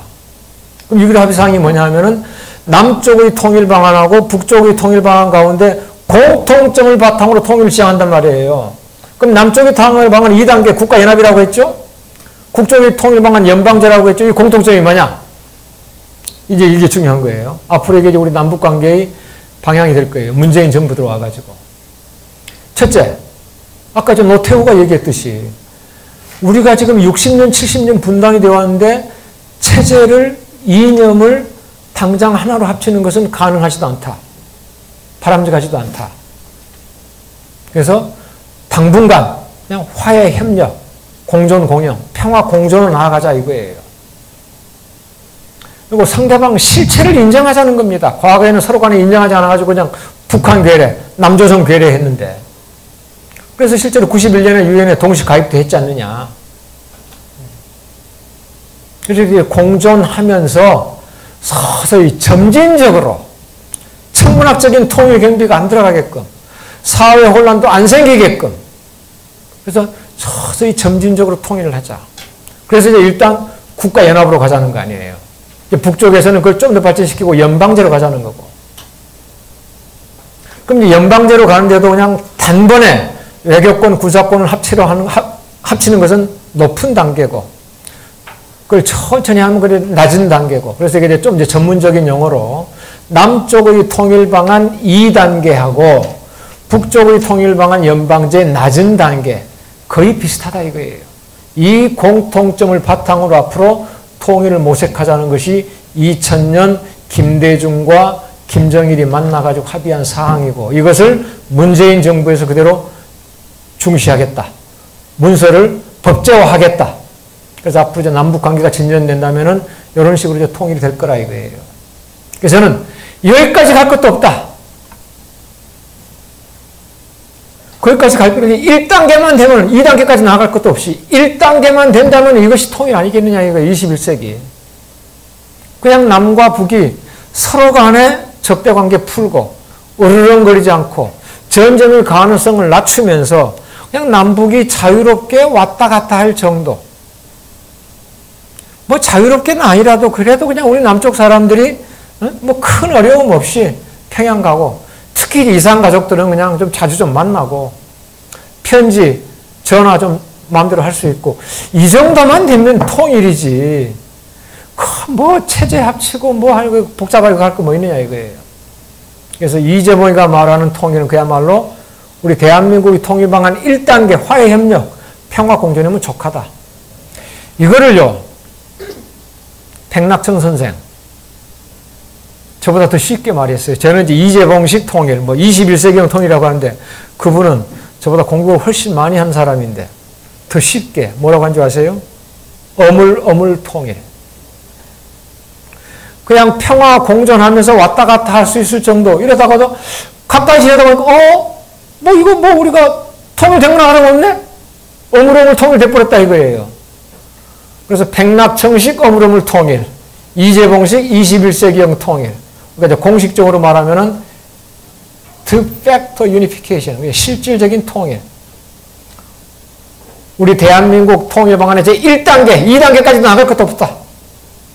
이 정도만 되면 그냥 이게 통일 아니겠느냐. 이러면서 이제 그 결론은 뭐냐 하면은요.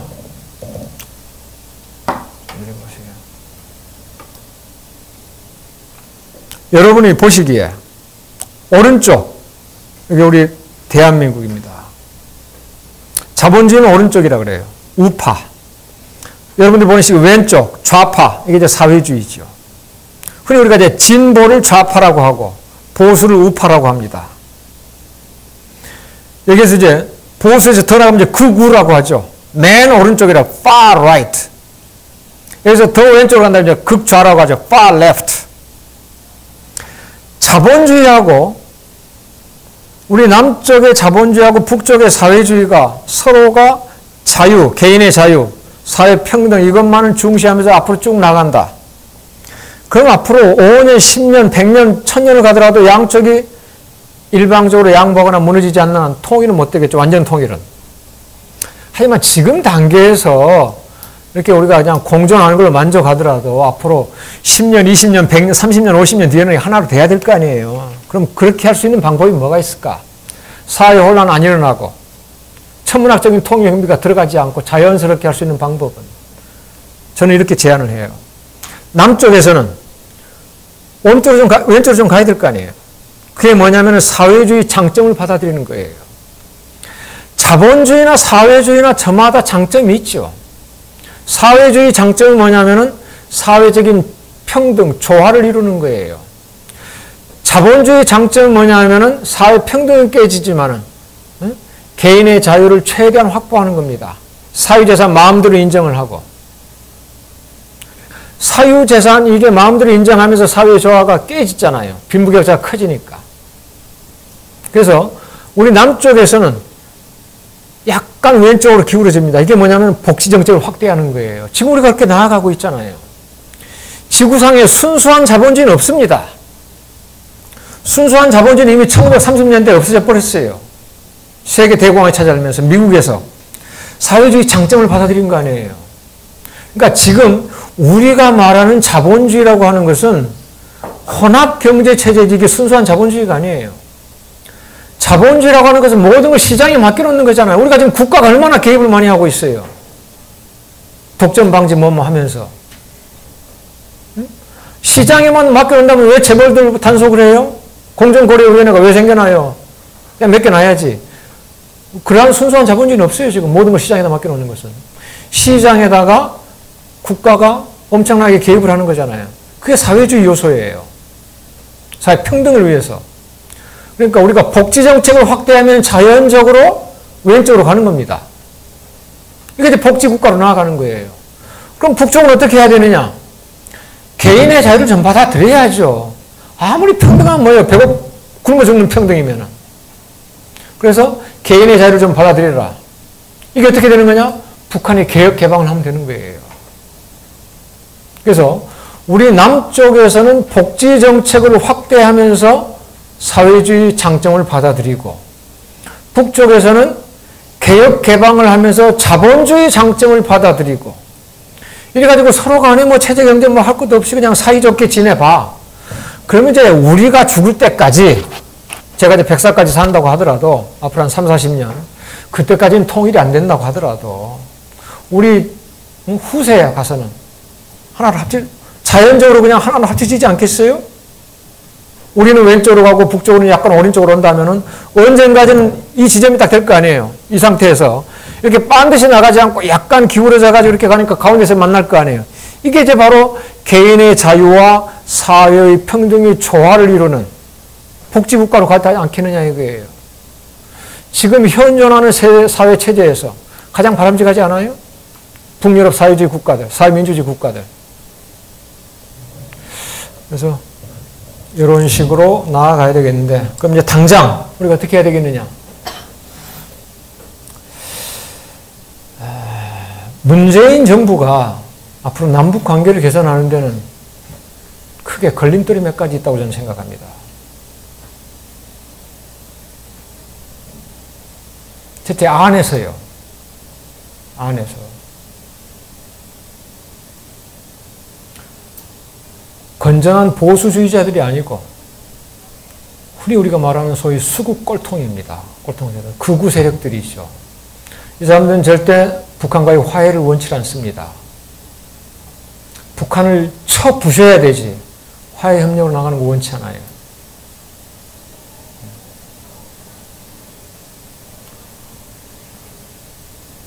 언론도 있고 정치인들도 있고 일반 시민들도 많고 적지 않습니다.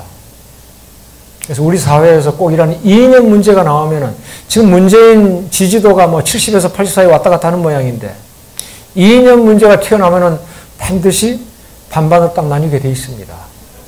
보수와 진보 나뉘게 돼 있어요. 그래서 문재인 정부가 지금 상당히 조심스럽게 나아가는 것 같아요. 바깥으로는 미국입니다. 미국은 남북 평화공존을 원치 않습니다. 제가 좀 충격적인 얘기를 할게요. 저는 미국에서 10년 공부한 사람입니다. 차가도 미국에 가 있고. 그냥 미국의 대외 정책은 정말 받아들일 수가 없어요. 미국 사람들이 원래 호전적이어서가 아니에요. 물론 이제 그런 게 있습니다만, 앵글로색슨족에. 미국은 세계 제1등 국가입니다. 제1등 국가로서는 당연히 2등 국가를 견제하는 거예요. 우리가 개인 간의 관계도 마찬가지잖아요. 선생님이 반에서 1등이에요. 수석 장학금을 받고 계신단 말이에요. 우리 저 친구가 부진히 쫓아가지고 1등을 막 넘보려고 그래요. 선생님 같으면 마음씨가 좋아가지고, 그래, 나 혼자 1등 하면 되겠냐? 니도 한번 1등 해봐. 장학금을 이제 나눠 갖자. 물려줄 때가 됐다. 예, 이렇게 하는데, 선생님하고 다른 사람들 그러겠어요? 2등이 쫓아오면 자기는 더 열심히 나가죠. 죽어들 때. 국가 간의 관계는 말할 것도 없잖아요. 그래서 국가 간의 관계는 영원한 적도 없고 영원한 우방도 없다. 제가 국제관계를 공부하잖아요. 국제관계에 딱 아주 유명한 말이 있어요. 국제관계에서는 영원한 적도 없고 영원한 우방도 없다. 어제의 적이 오늘은 친구가 되고 오늘의 친구가 내일은 적이 되는 게 국제관계 현실이다. 국제관계에서 영원한 것은 국가 이익밖에 없다는 거야. 우리가 개인 간의 관계에서는 우정도 중요하고 애정도 중요하고 의리도 중요하고 사랑도 중요하고 사랑하는 사람을 위해서는 내가 물 한 병 공짜로 줄 수도 있고 내 목숨까지도 바치고 하잖아요. 국가 간의 관계에서는 그런 게 절대 있을 수가 없어요. 세계 제1등 국가 지금 미국입니다. 그럼 1등 국가의 목표는 뭐겠어요? 앞으로 미국한테 경쟁할 만한 나라 따 돌리면서 영원히 1등 자리 지키는 거죠. 그럼 지금 무섭게 쫓아가는 국가가 어딥니까? 중국이에요. 그러면 자연적으로 미국의 대외정책 가장 큰 목표가 뭐겠어요? 급속하게 떠오르는 중국을 견제하고 봉쇄하는 거죠. 이건 미국이 사악해서가 아니에요. 국가로서 당연한 목표입니다. 그럼 중국의 목표는 뭐겠어요? 빨리 성장을 해가지고 미국을 따라잡는 거죠. 그래서 어제도 오늘도 동중국해 남중국에서 막 이제 군사적 갈등이 생기는 거예요. 미국 정찰기가 거기 가면은 중국 전투기가 떠가지고 우리 정찰하지 말라고 하고 미국이 왜 사드를 갖다 놓다고 해요. 중국이 저렇게 반발을 하고 북한이 반발한 게 아니라 중국이 반발하잖아요. 진행 미사일 기지를 다 들어본다는 거 아니에요. 사드를 갖다 놓으면은. 그래서 사드 그 미사일이 문제가 아니라 사드에 따르는 레이더가 문제예요. 소련이 왜 반대를 해요? 성주에 갖다 놓으면은 1000km, 1200km 쏘는 이제 극동지역 들여다본단 말이에요. 미사일 기지를. 그럼 미국이 중국이나 러시아 군사기지까지 훤히 볼 수 있다는 소리죠. 그래서 중국이 저렇게 한사코 거부하는 거 아니에요. 우리한테 경제 보복을 다 하고. 미국이 중국을 침략할 가능성이 아니라 지네 군사기지가 훤히 들여다 보이니까. 그러니까 우리는 거기에 그냥 말 못하잖아요. 그러니까 미국이 중국을 견제하고 봉쇄하는데 가장 가까이서 사용할 수 있는 군대가 어디 있어요? 한국에 있잖아요. 그게 주한미군 아니에요.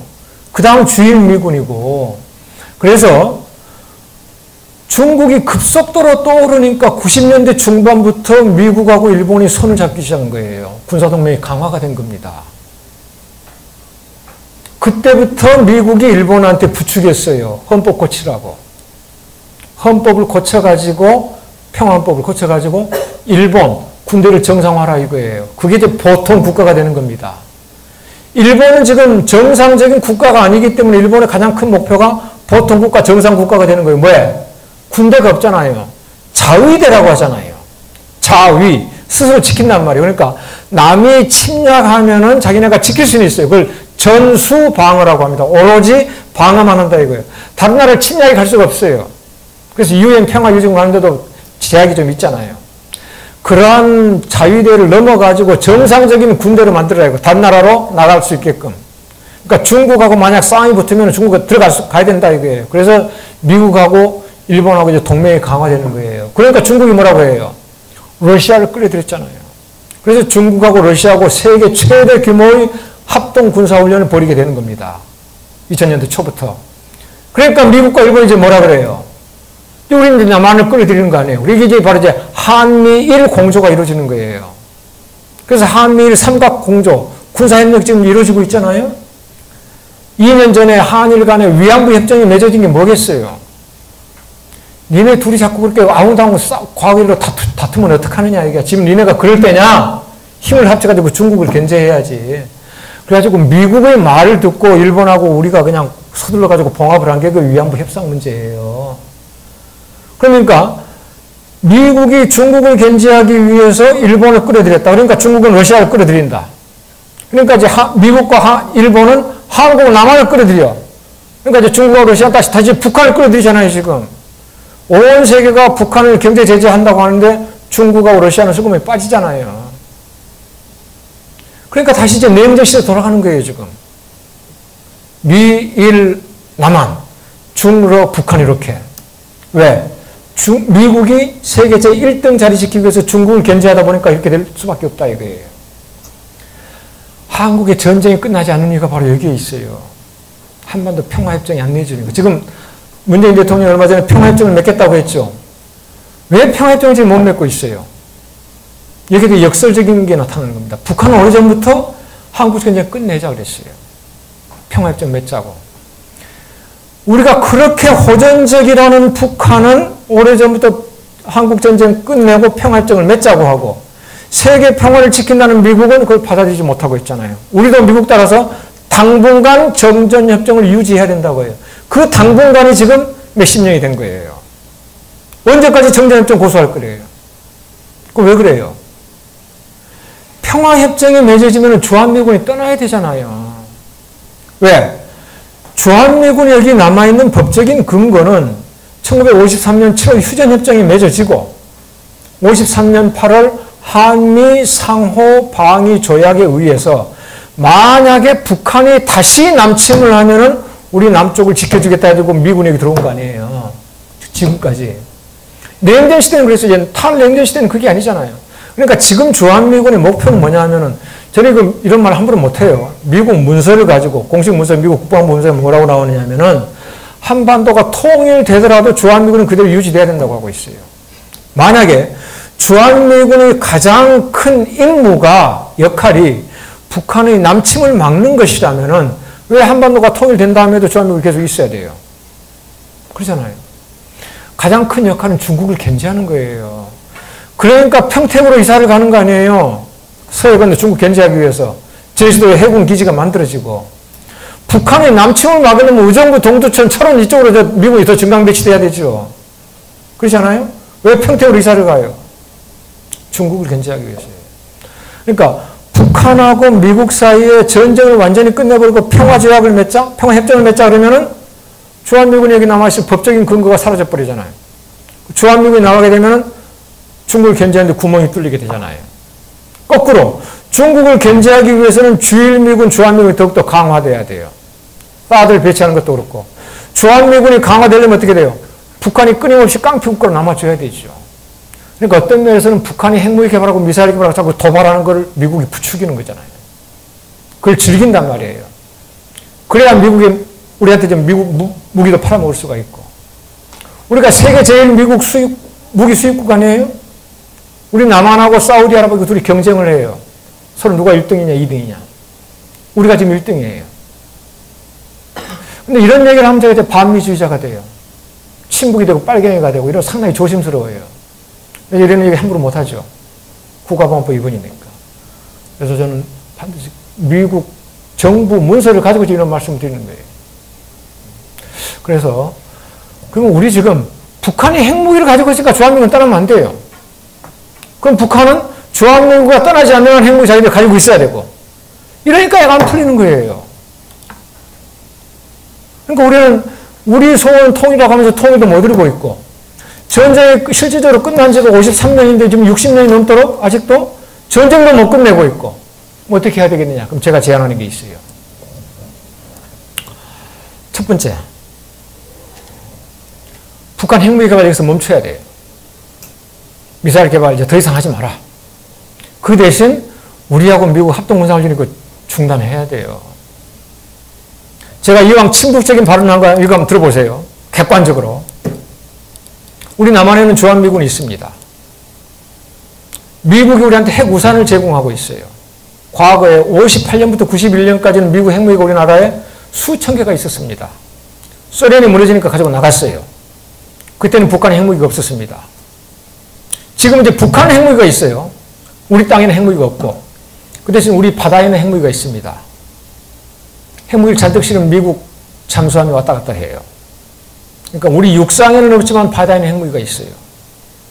한미 합동군사훈련 또 8월 좀 이따 시작될 거예요. 지난 3월에 크게 또 했고 1년에 수차례 벌어집니다. 요즘은 김정은 참수작전까지 포함이 돼요. 참수가 뭔지 아시죠? 목 따겠다는 거. 공개적으로 김정은 목을 따겠다는 훈련까지 포함해가지고 대규모 합동군사훈련을 합니다. 북한이 러시아나 중국 군대 끌어들여가지고 합동군사훈련 한다는 거 들어보셨어요? 한 차례도 없습니다. 우리 남한의 군사비 북한 10배를 넘습니다. 미국 군사비 북한 100배를 넘습니다. 이런 상황에서 우리는 한미 동맹을 맺고 있어요.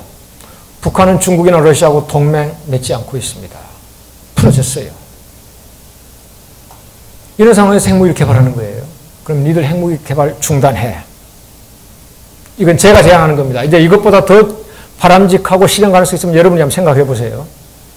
이건 여러분 이제 질문, 비판하시는 겁니다.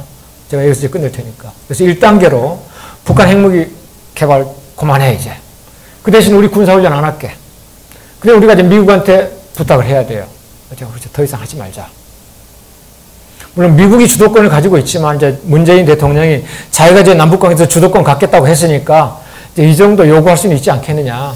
우리 이제 더 이상 합동군사훈련 하지 말자. 이런 상태에서 이제 두 번째. 이 상황에서 그냥 그대로 전쟁 끝내자 이거예요. 전쟁 끝난다고 주한미군 나가라는 거 아니다. 왜? 우리 지금 정서는 주한미군은 언젠간 나가야 돼. 외국 군대가. 지금은 아니야. 지금 그러잖아요. 그러니까 그러면 미국도 지금 나가기 싫어하고 우리 국민도 어느 정도 불안감을 가지고 있으니까 주한미군 계속 있어. 그 대신 북한도 핵무기 그대로 가지고 있어. 개발을 더 이상 하지 말고.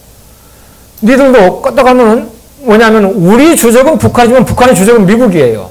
주한미군이 있는 이상 지네들이 성군 정치 포기 못하겠다는 거예요. 껐다가면 이제 미군이 이제 폭격하겠다고 하니까.